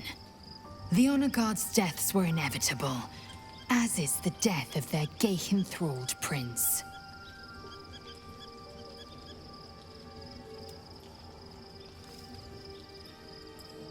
I know my mission. Nothing will turn me from it. Vlaakith has a plan, and she knows what part I must play.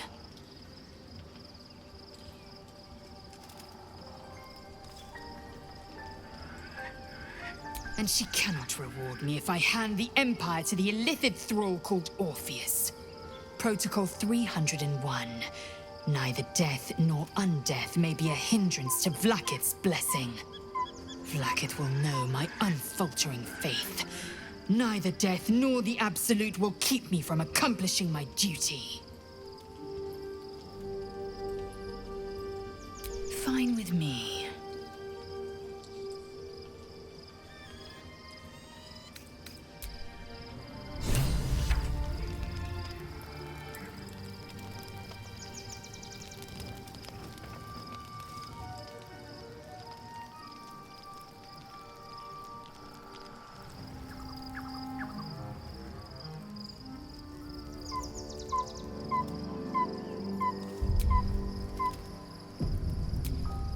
As you approach Minthara, you feel her mind reaching out to yours, tentative and curious. Then it retreats, soft as a whisper. Sorry. Old habits.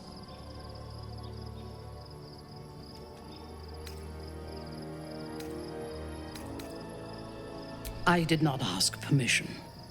When we first met, before moonrise, I intruded on your thoughts without hesitation and took what I needed from your memories. I would not do that again, unless I had reason to think you were hiding something from me. And I do not. I did not think we would ever share anything more than an uneasy alliance, born of our mutual enmity for the Absolute. I was wrong. A deeper bond has grown between us. I trust you. But I would like to touch your thoughts again, now that my mind is my own. May I?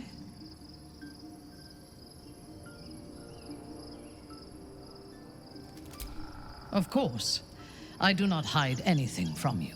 Until my time in the cult of the Absolute, I had spent little time on the surface, except to raid and pillage. I did not expect to find any outside the Underdark who saw the world as I do, and wanted from the world what I want. I did not expect you.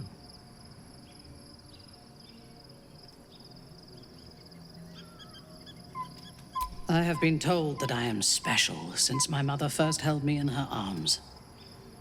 The burden of expectation. Before the Absolute, I lived a life of certainties. I knew that I was destined for greatness because I was born to it. I also knew that my inherited privilege came with a cost. That the bonds of fellowship and family could be broken by envy and ambition. I could not enjoy the taste of food for fear of poisoning, and I could not enjoy the company of lovers and friends because I feared they hid knives behind their smiles. In spite of the danger, I was happy. I knew myself, and I understood the world around me. Now, nothing is certain. Without Lolth, without the Absolute, without my home, I do not know myself. But you do, I think. Show me myself through your eyes. Let me see what I am to you.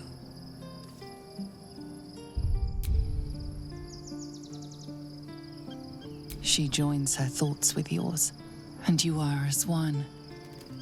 You share in her strength of mind and formidable will, but also the doubts that eat at her conviction. Those doubts cluster in swarms, and the thickest is around her sense of self. She pushes past, revealing the image of her you hold in your mind. What does she see?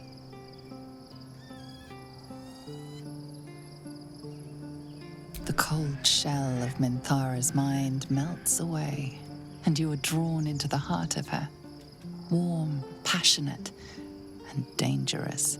I have never lacked confidence, but this conflict seems so much bigger than the two of us. It frightens me. I do not know if we will survive it, but whatever life remains to us, I would gladly spend it fighting at your side and lying with you at night. Her mind touches yours, feather light and hesitant. A stark contrast to the confidence with which her thoughts intruded on yours in the past. Tonight, there will be no voices, no orders, no gods. I belong only to you.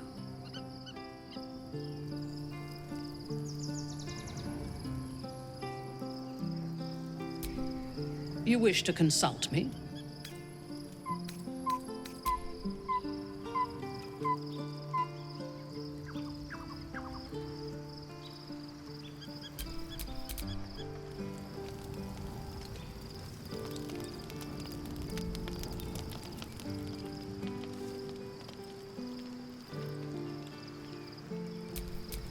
What to do? Are you sure that confirm?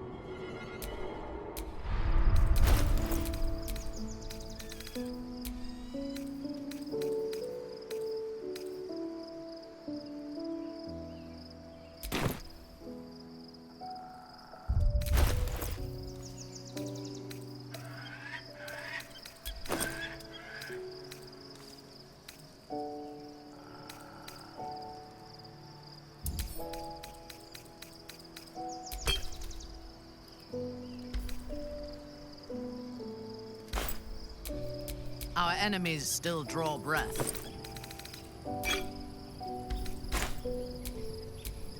No one back home will ever believe this.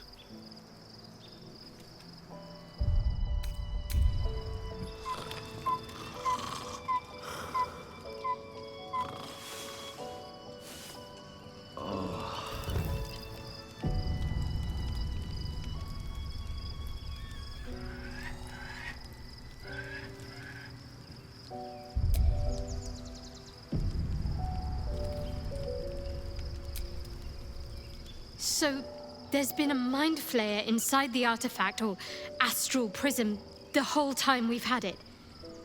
Sounds like utter madness, even though I've seen it with my own eyes. The more I learn, the less I understand just why I was sent to retrieve that thing.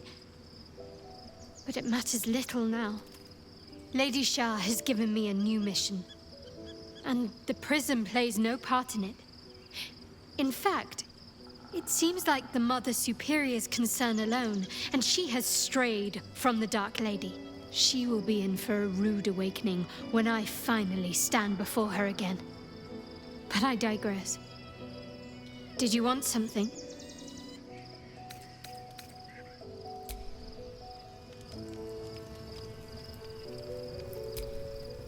By Baldur's bones, this is a lot to take in.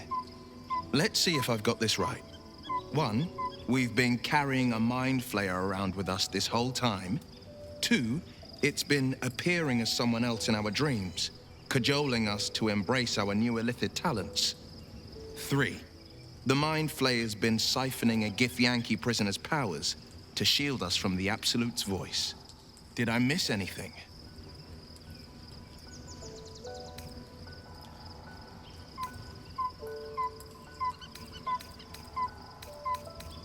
Sensational tales, aren't they? Almost unbelievable. With a narrator so unreliable, how do we tell fact from fiction? I can't pretend I have the answer, but I know the Illithid's right about one thing. It holds our fates in its talons. Until the Absolute falls, there's no getting rid of it.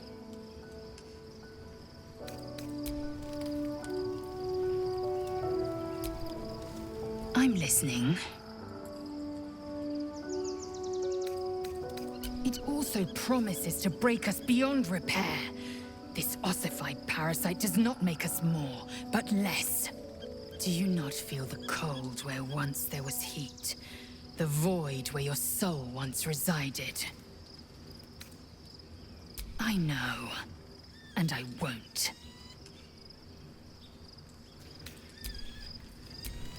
I'm listening.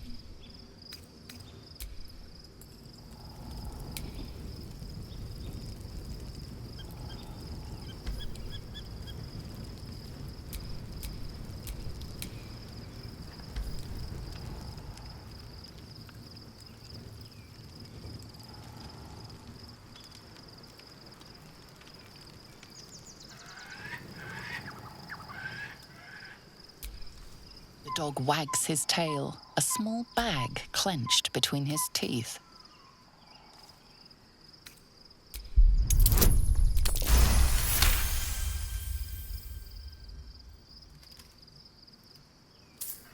He gives in and surrenders his find to you.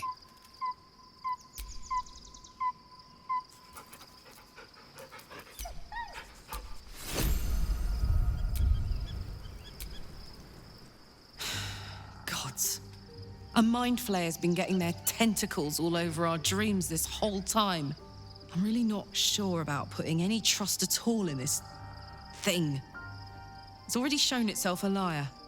I've got my eyes on the Emperor, and Karlach doesn't blink.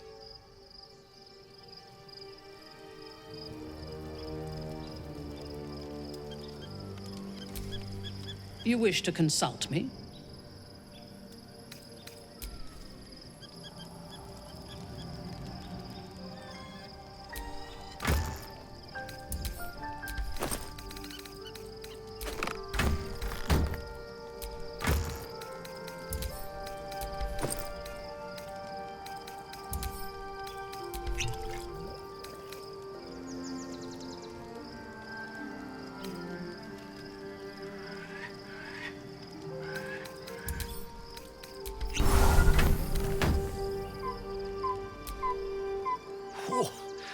Quite the rug pull, eh? A mind flayer manipulating us this whole time.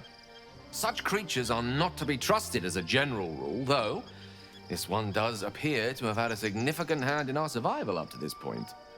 At best, an ally whose motivations remain shrouded in deceit. We should be wary of what such an alliance may cost us.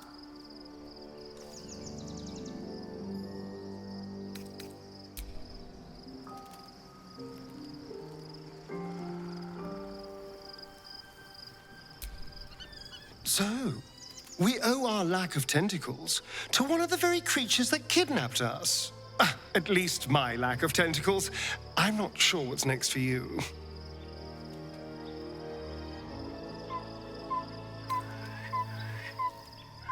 The thing that will decide my fate forevermore. Yes, it's been on my mind.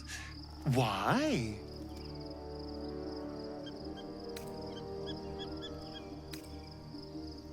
Well, of course I've thought about it. If I completed the ritual instead of Cazador, I'd get all that power. And I could walk in the sun without fear I'd turn into a mind flayer.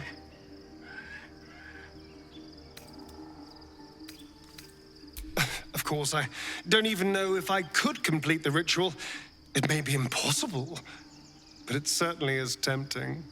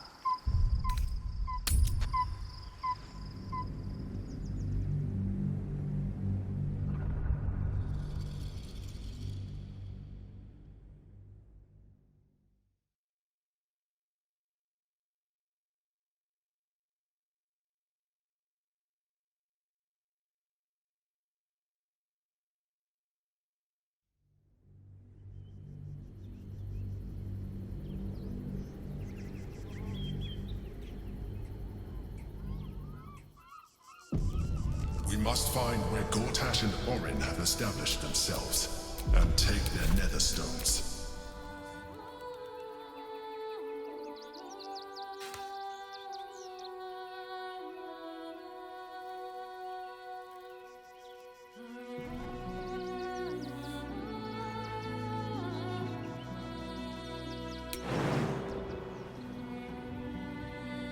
And away I go.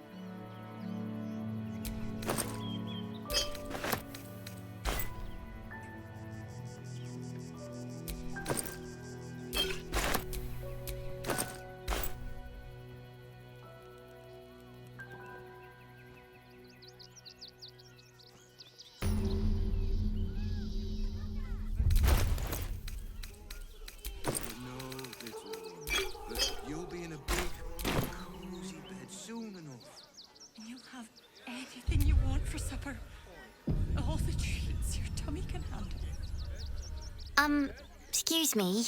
I can't find my mum.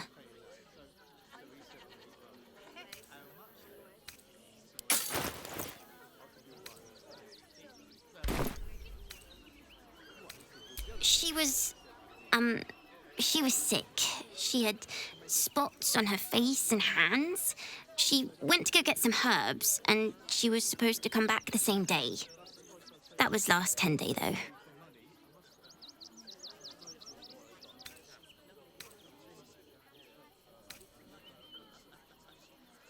That means you don't come back.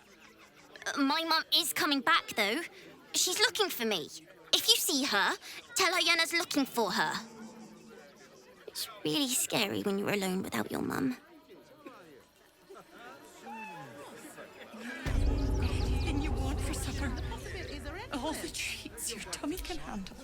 I'm just a cat. Please, talk to Yenna. Why are you so nosy?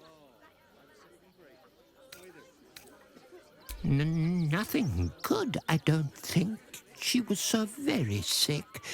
Maybe she made like a cat and went off to spend her last life.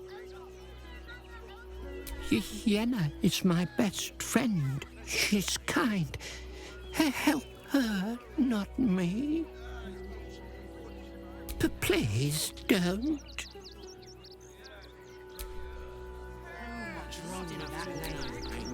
I do not understand why the patriarchs of the city do not open their gates to the refugees.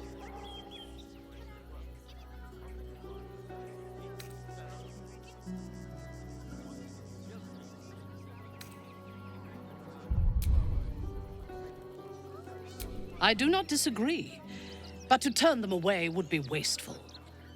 I was not suggesting they be allowed to roam free. They should be put to work. The city needs laborers and fodder to protect it.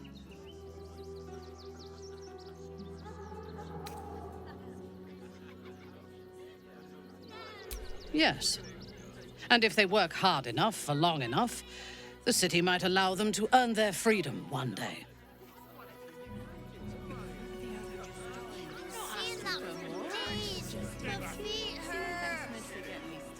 I know, little. Do you know where we're going? What kind of inn is it? Will there be feather beds?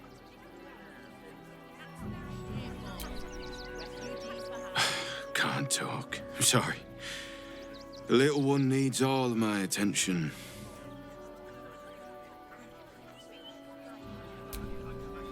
We told our son that this is a holiday to spare him the truth.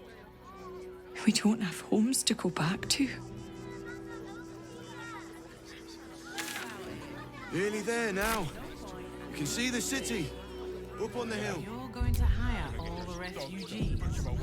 Just like that. It's up there and we're down here. That's not what I meant. But if you do insist on continuing to be difficult... One foot in front of the other.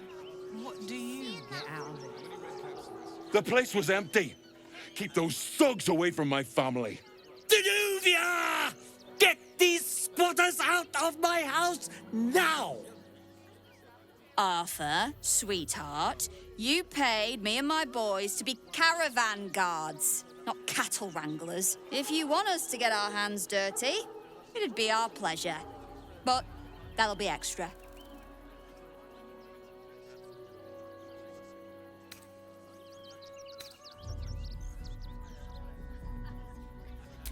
Not if they're trying to help themselves to other people's property.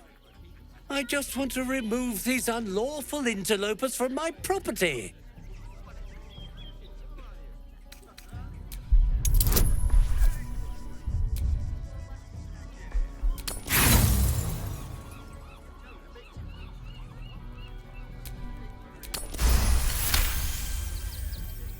I can't let them stay here.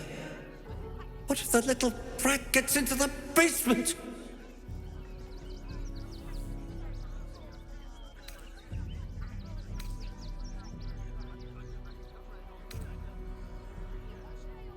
My basement?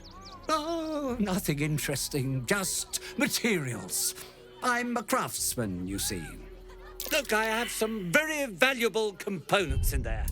I need to get that lot out.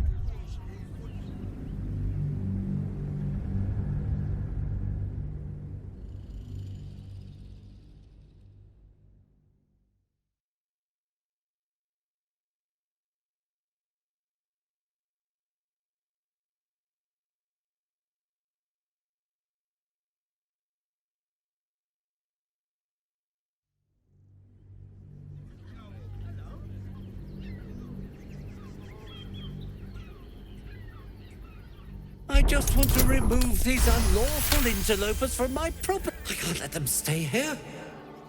What if the little brat gets into the basement? My basement? Oh, nothing interesting, just materials. I'm a craftsman, you see. Look, I have some very valuable components in there. I need to...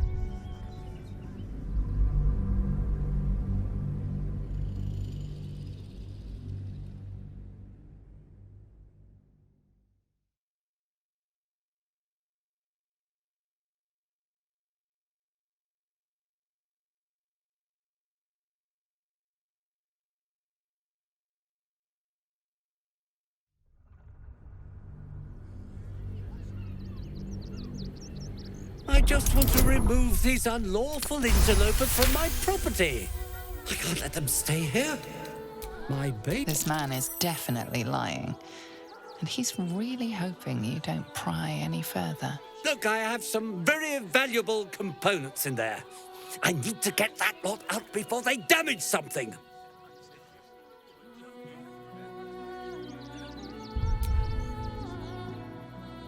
Who do you think you are?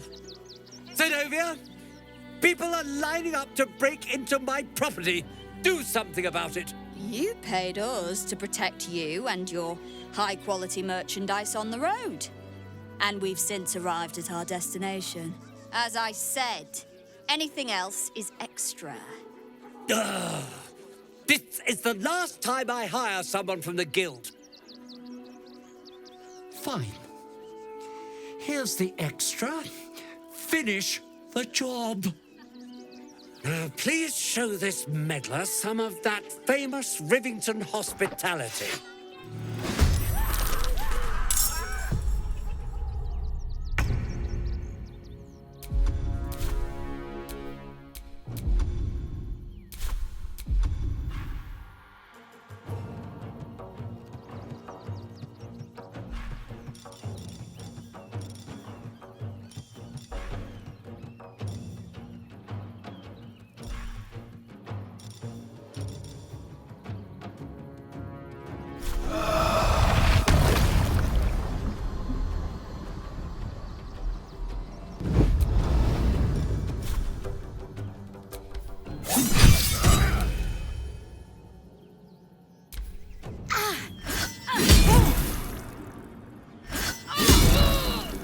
Slaughter them!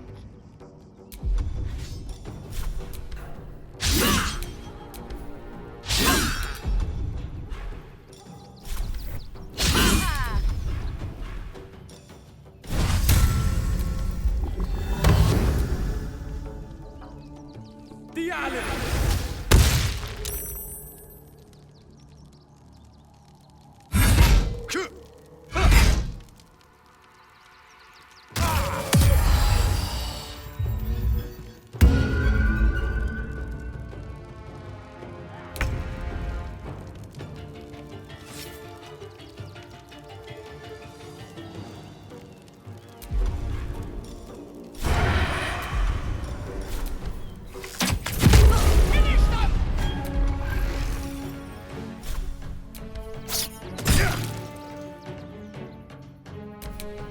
Fresh orders?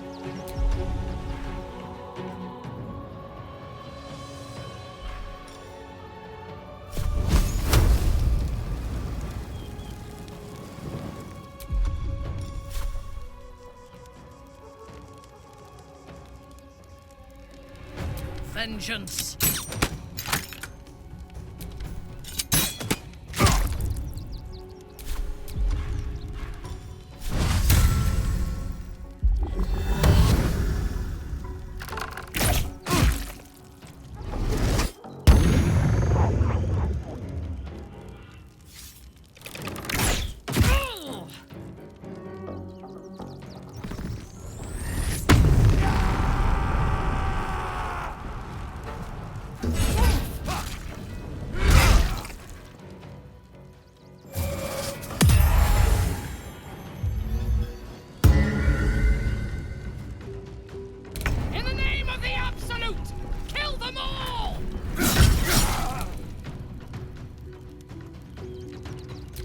just for combat. Die, Iblis.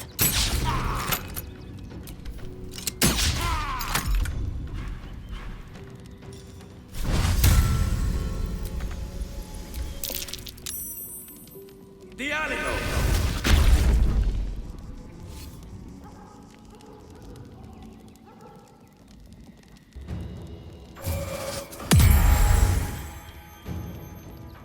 In the name of the Absolute, kill them all! You first. My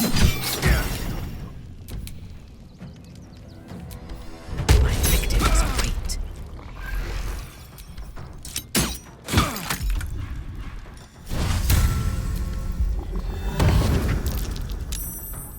The animal!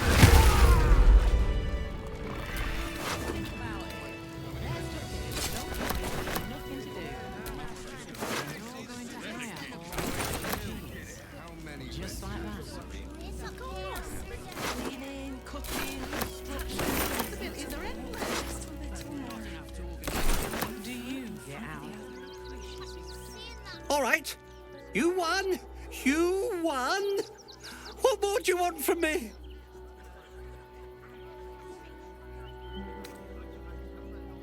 Duh. But if that's what it takes to get them out of my house, fine. Get on with it.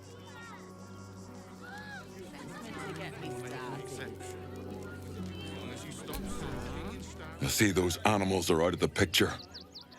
Can we stay now? Or are you going to turn us next?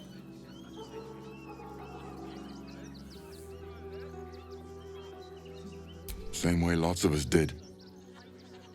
Trying to get away from the army of the Absolute. If you had the chance to put a roof over your family's heads after being on the run for Torm knows how long, wouldn't you?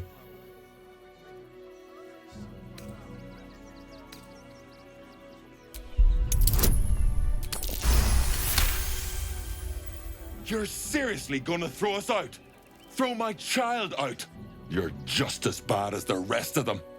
Don't worry, we'll go. May Torm split open that hard, blackened heart of yours someday.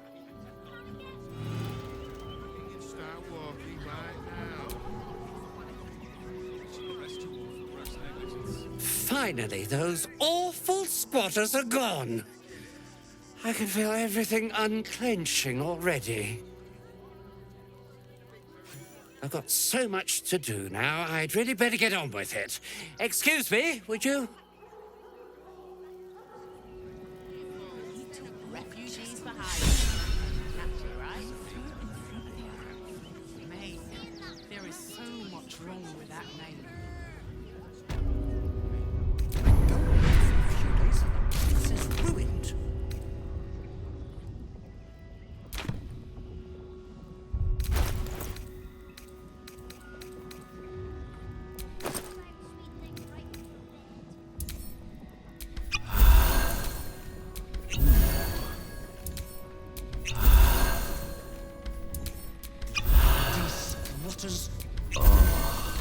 I should put bear traps under the windows. Look, I really don't have time to chat. I'm sure you can find someone less busy to listen to you somewhere. I thank you so much for your interest, but it's really none of your concern, is it? Excuse me.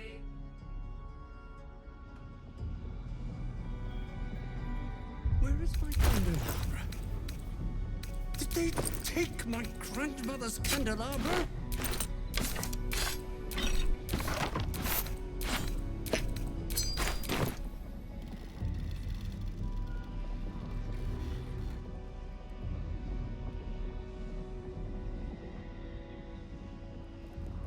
If they had any idea how much a cleaner costs these days.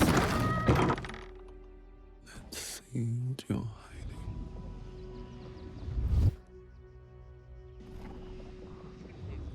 Can't risk being in open view. A couple turns should do it.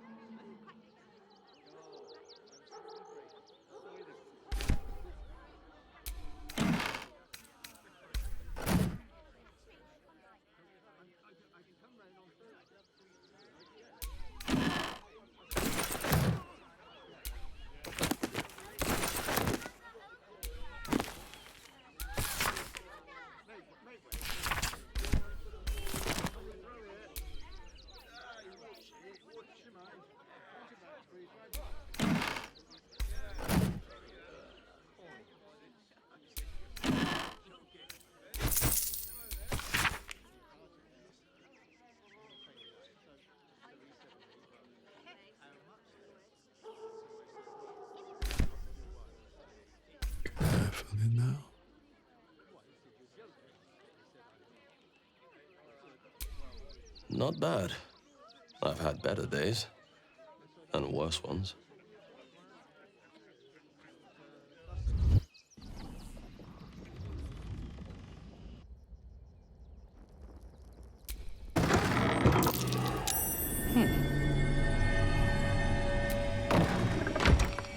What do we have here?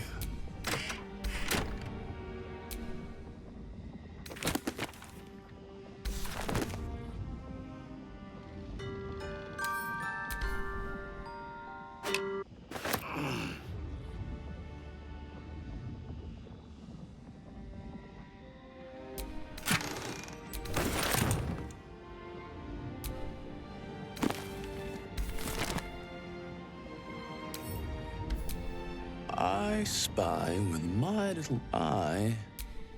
Nothing of note, really.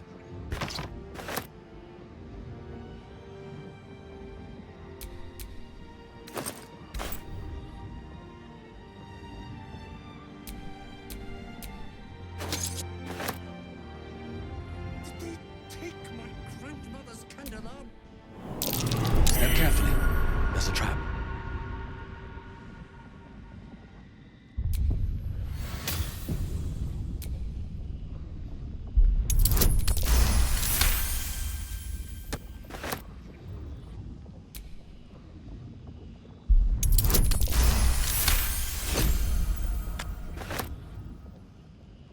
Be wary. This place is trapped.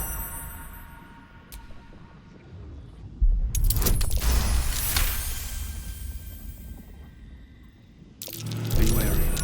This place is trapped.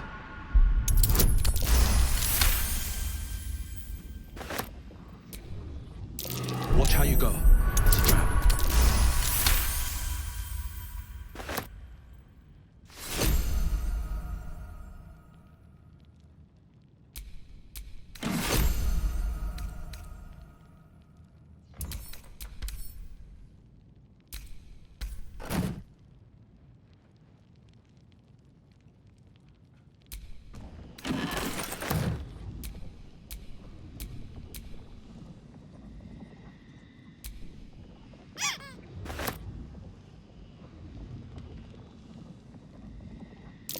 Be wary.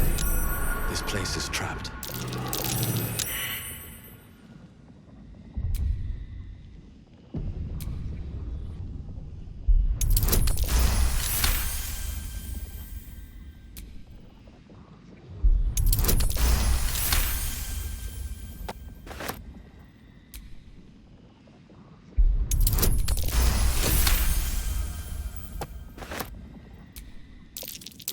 Step carefully. There's a trap.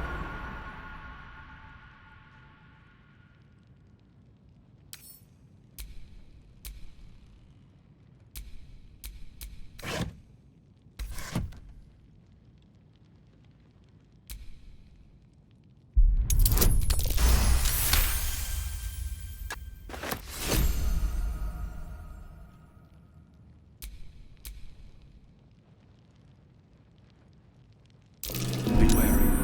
This place is trapped.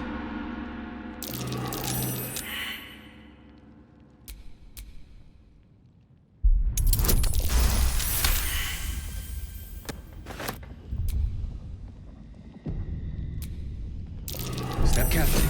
There's a trap.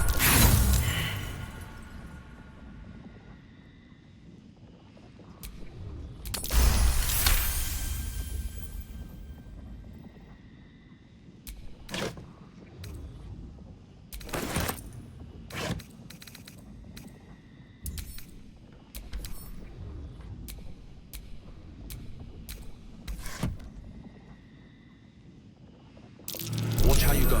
There's a trap. A young cave bear, killed and stuffed before its teeth were fully grown. Be wary. This place is trapped.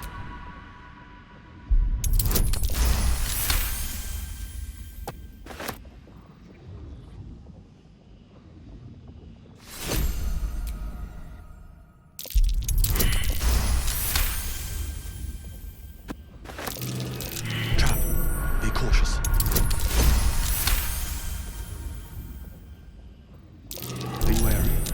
This place is trapped.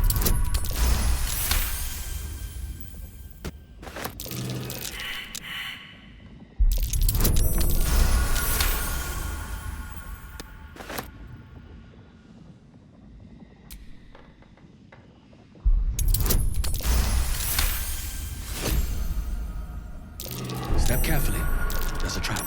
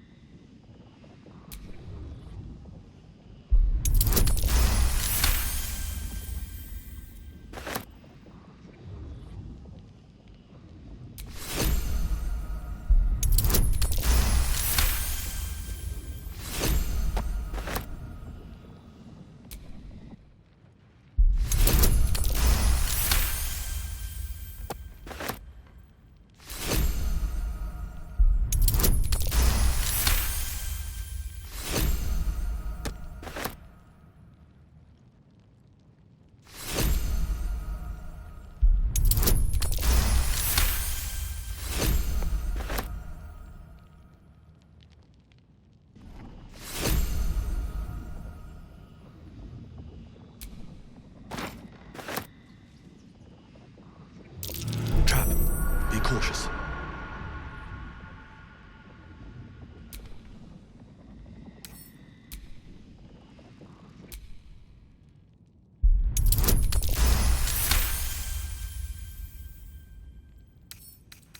Don't give me trouble now.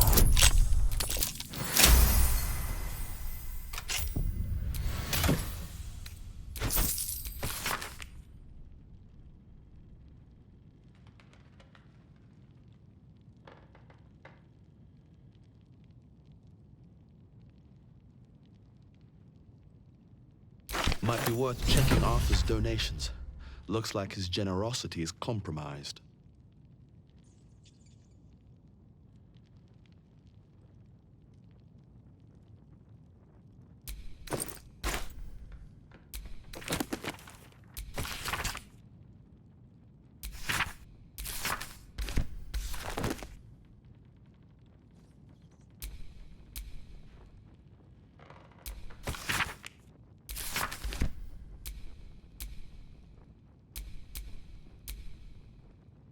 An ordinary lamp. Not a trace of magic on it.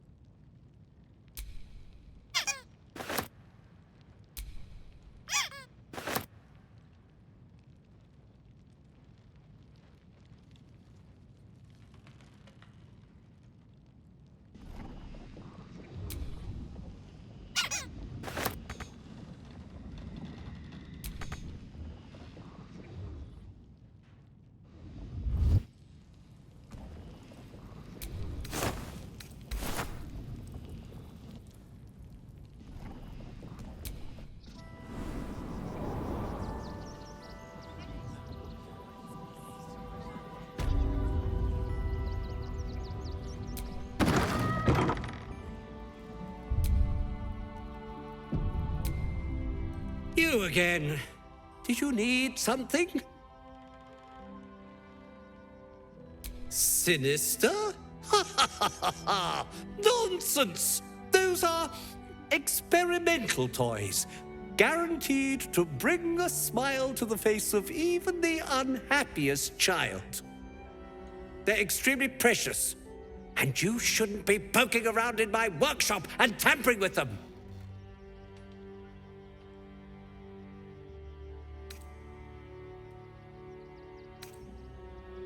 Really? There's no this? And nothing to get to the bottom of?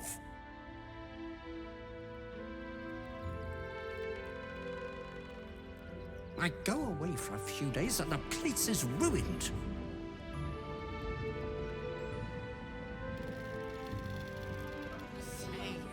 There is so much wrong with that nation. That's why we need to walk just a little more. One foot in front of the other. I've been seeing that for days. My feet hurt. I know. Turn back, citizen. No passage in this direction. It's bloodier than a butcher's backyard out there. Piles of dead absolutists, and a few of our own as well. The cultists assaulted the gate, armed to the teeth trying to break in. They nearly had it too, before the Steel Watch intervened. A little more than that. You'll see for yourself soon enough if you head to the city.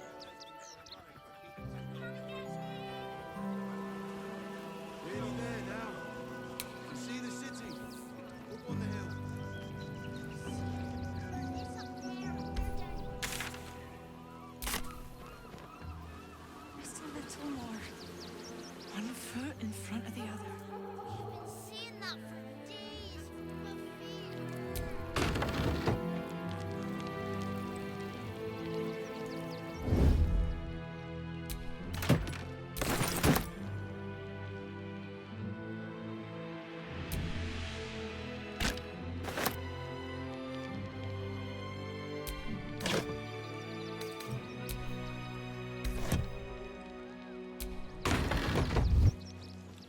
Breathe quiet. Move with care.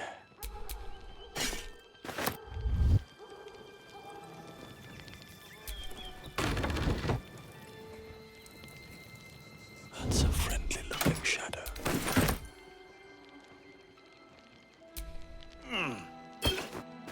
For the taking. Just a little more. One foot in front of the other. The next urchin that tries to pick my pocket will lose its hand. If I take its head, how will it learn from its mistakes? Even here, a child deserves a second chance. I am reminded of the Brerin, the stench streets of Menzoberranzan, where the sick and the outlawed make their homes. Despite the destitution, there is profit and opportunity to be found in such places, if one is willing to wade through the squalor.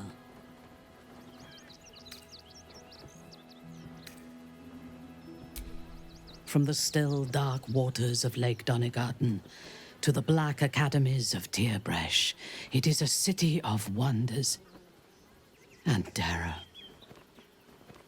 But it is not my home anymore. If I were to return, I would be denied all of its wonders and shown only the terror.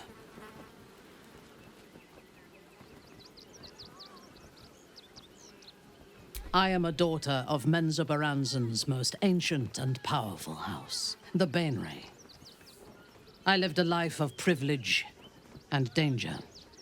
My home was at the tallest point of Cuel Arzol, the place of the nobles, a plateau high above the city's sprawl. I enjoyed every luxury, whether harvested in the Underdark or stolen from the surface, and I survived my first assassination attempt while I still suckled at my mother's breast. I tasted her blood that day. She covered my body with her own, and a blade bit deep into her chest, almost puncturing her heart. When I came of age, she tried to take my life herself, and I gave her fresh scars to match those she earned protecting me.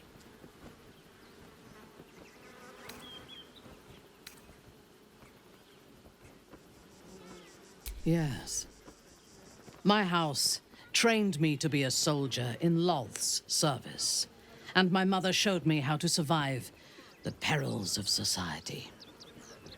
She taught me to be resilient and to guard my heart from those who cannot be trusted, literally and figuratively. When I choose to let somebody close, I do not do so lightly. That gives a great depth of meaning to the bonds I do share. Yes. I only know it through history books and hearsay. A city of murder and grief. I expect it will live up to its legend.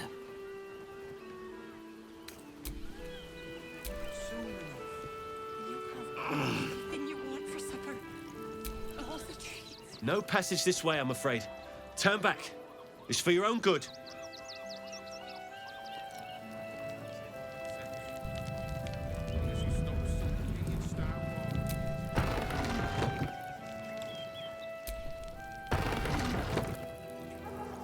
You wish to consult me?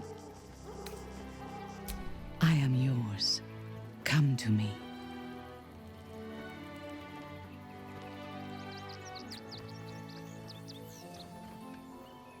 You are exquisite.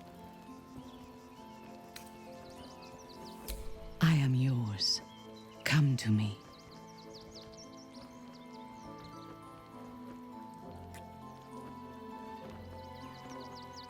Enough. We still have a war to fight.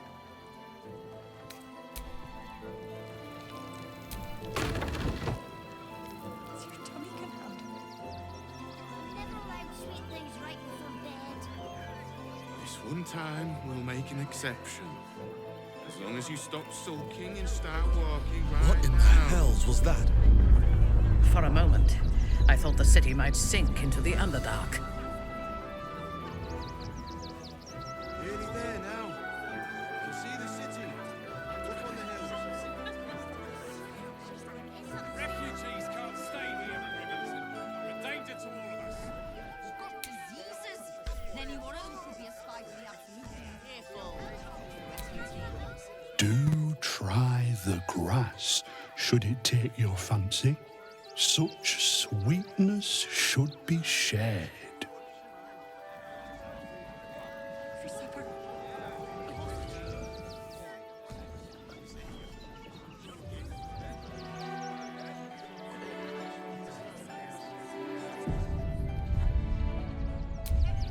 I'm not paid to debate with civilians. No, we pay taxes for you to protect us, not these intruders. I'm paid to take down troublemakers, so don't make trouble. Oh, gods. Not another protester. Go talk to Nestor if you must. I've got plenty on my plate with these mewling geese. I took you for one of them for a moment. The refugees, that is. You're a recent arrival for sure, still bearing dust from the road. But you have something they lack. Dignity. These wretches have nowhere to call home, nothing to live off but what they carry, and nobody to help them but themselves. And me, of course.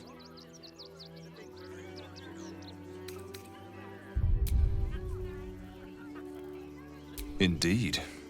You'd be shocked by the sort of things they bring with them. Gold and jewels, they can't easily exchange.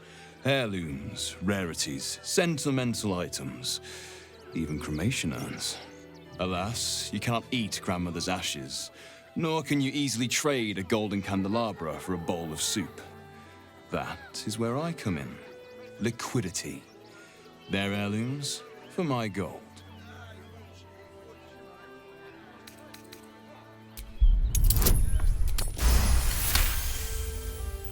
Difficult to get a good day's trade done when I'm expected to keep watch for Shadowheart at the same time. Who knows when she'll finally turn up?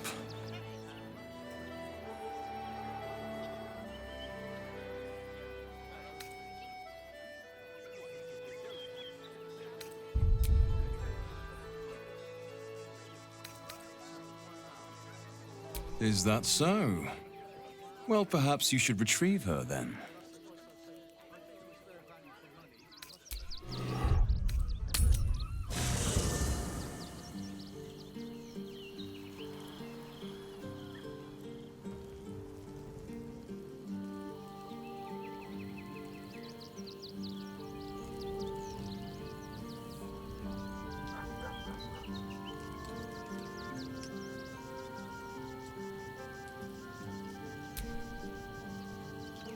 This hairstyle is closer to Lady Shah's own image. I did it to honor her. What do you think? Have you ever considered entering into politics? You've some form with giving non-answers.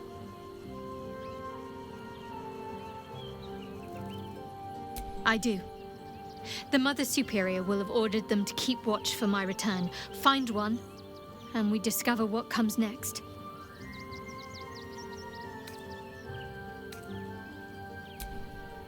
Difficult to say. I've strayed from my original mission, but Lady Shah has given me a new one. Time will tell if my peers recognize that. The Mother Superior has a tight grip on them, one that I intend to break.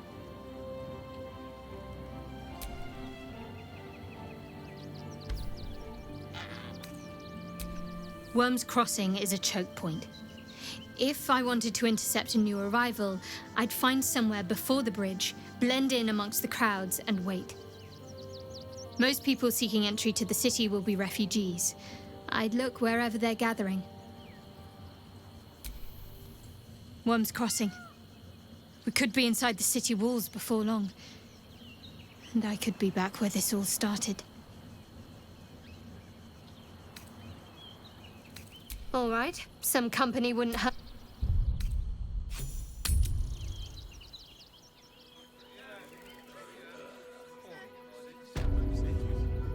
No doubt. Waiting for my return. I'm sure the Manic will deal with it. What a sight for sore eyes. I believe there's somewhere you're supposed to be. No? Long overdue, in fact. Do I know you? No, but I know you. I was told to keep watch for you, and point you towards home should you ever appear. And lo, you have appeared.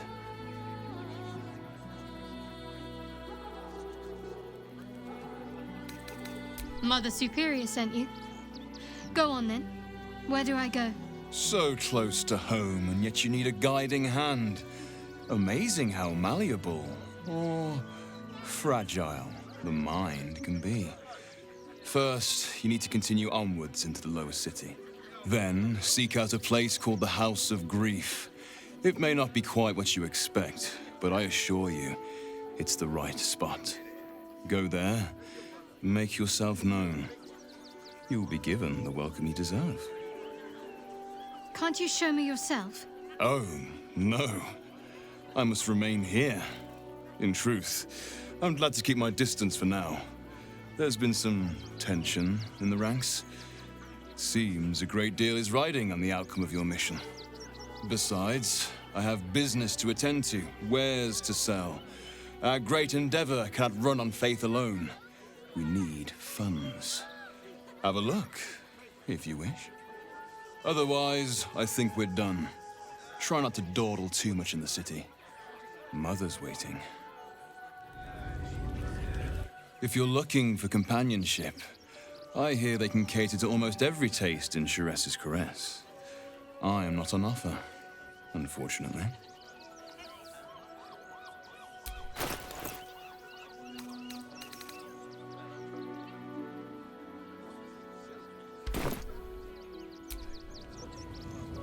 Refugees can't stay here in Remington. They're a danger to all of us.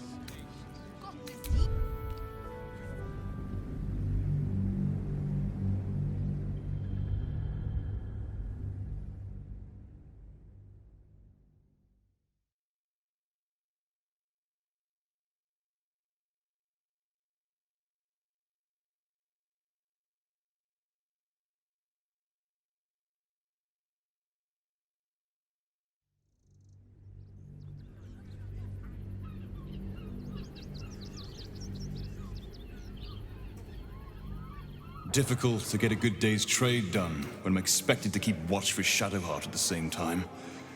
Who knows when she'll finally turn up.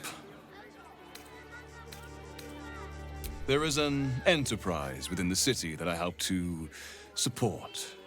I know I said I wasn't given to charity, but this place is dear to my heart. I'd tell you more, but they value discretion above all. As do I.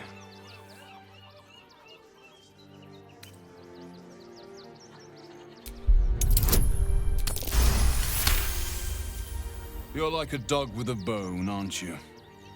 Perhaps you are cannier than I first gave credit to be.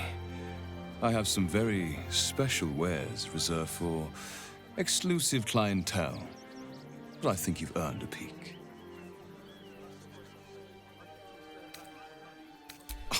Just a merchant.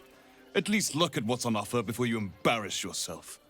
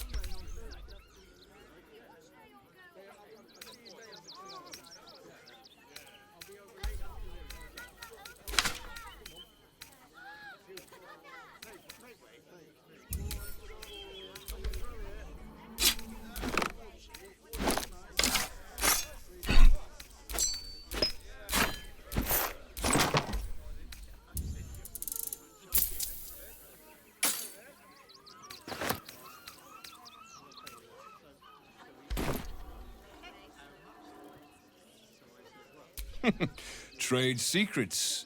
But I can guarantee you that nothing I have to offer was stolen. It was all given happily and willingly. Every last item.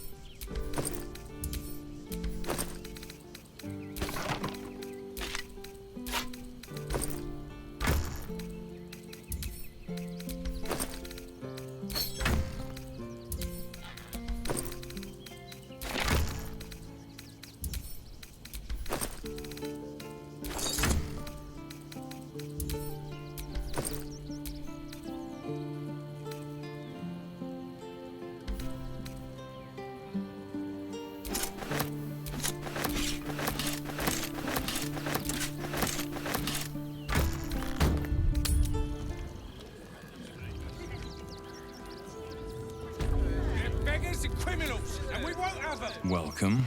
You see to peruse the special goods, I take it.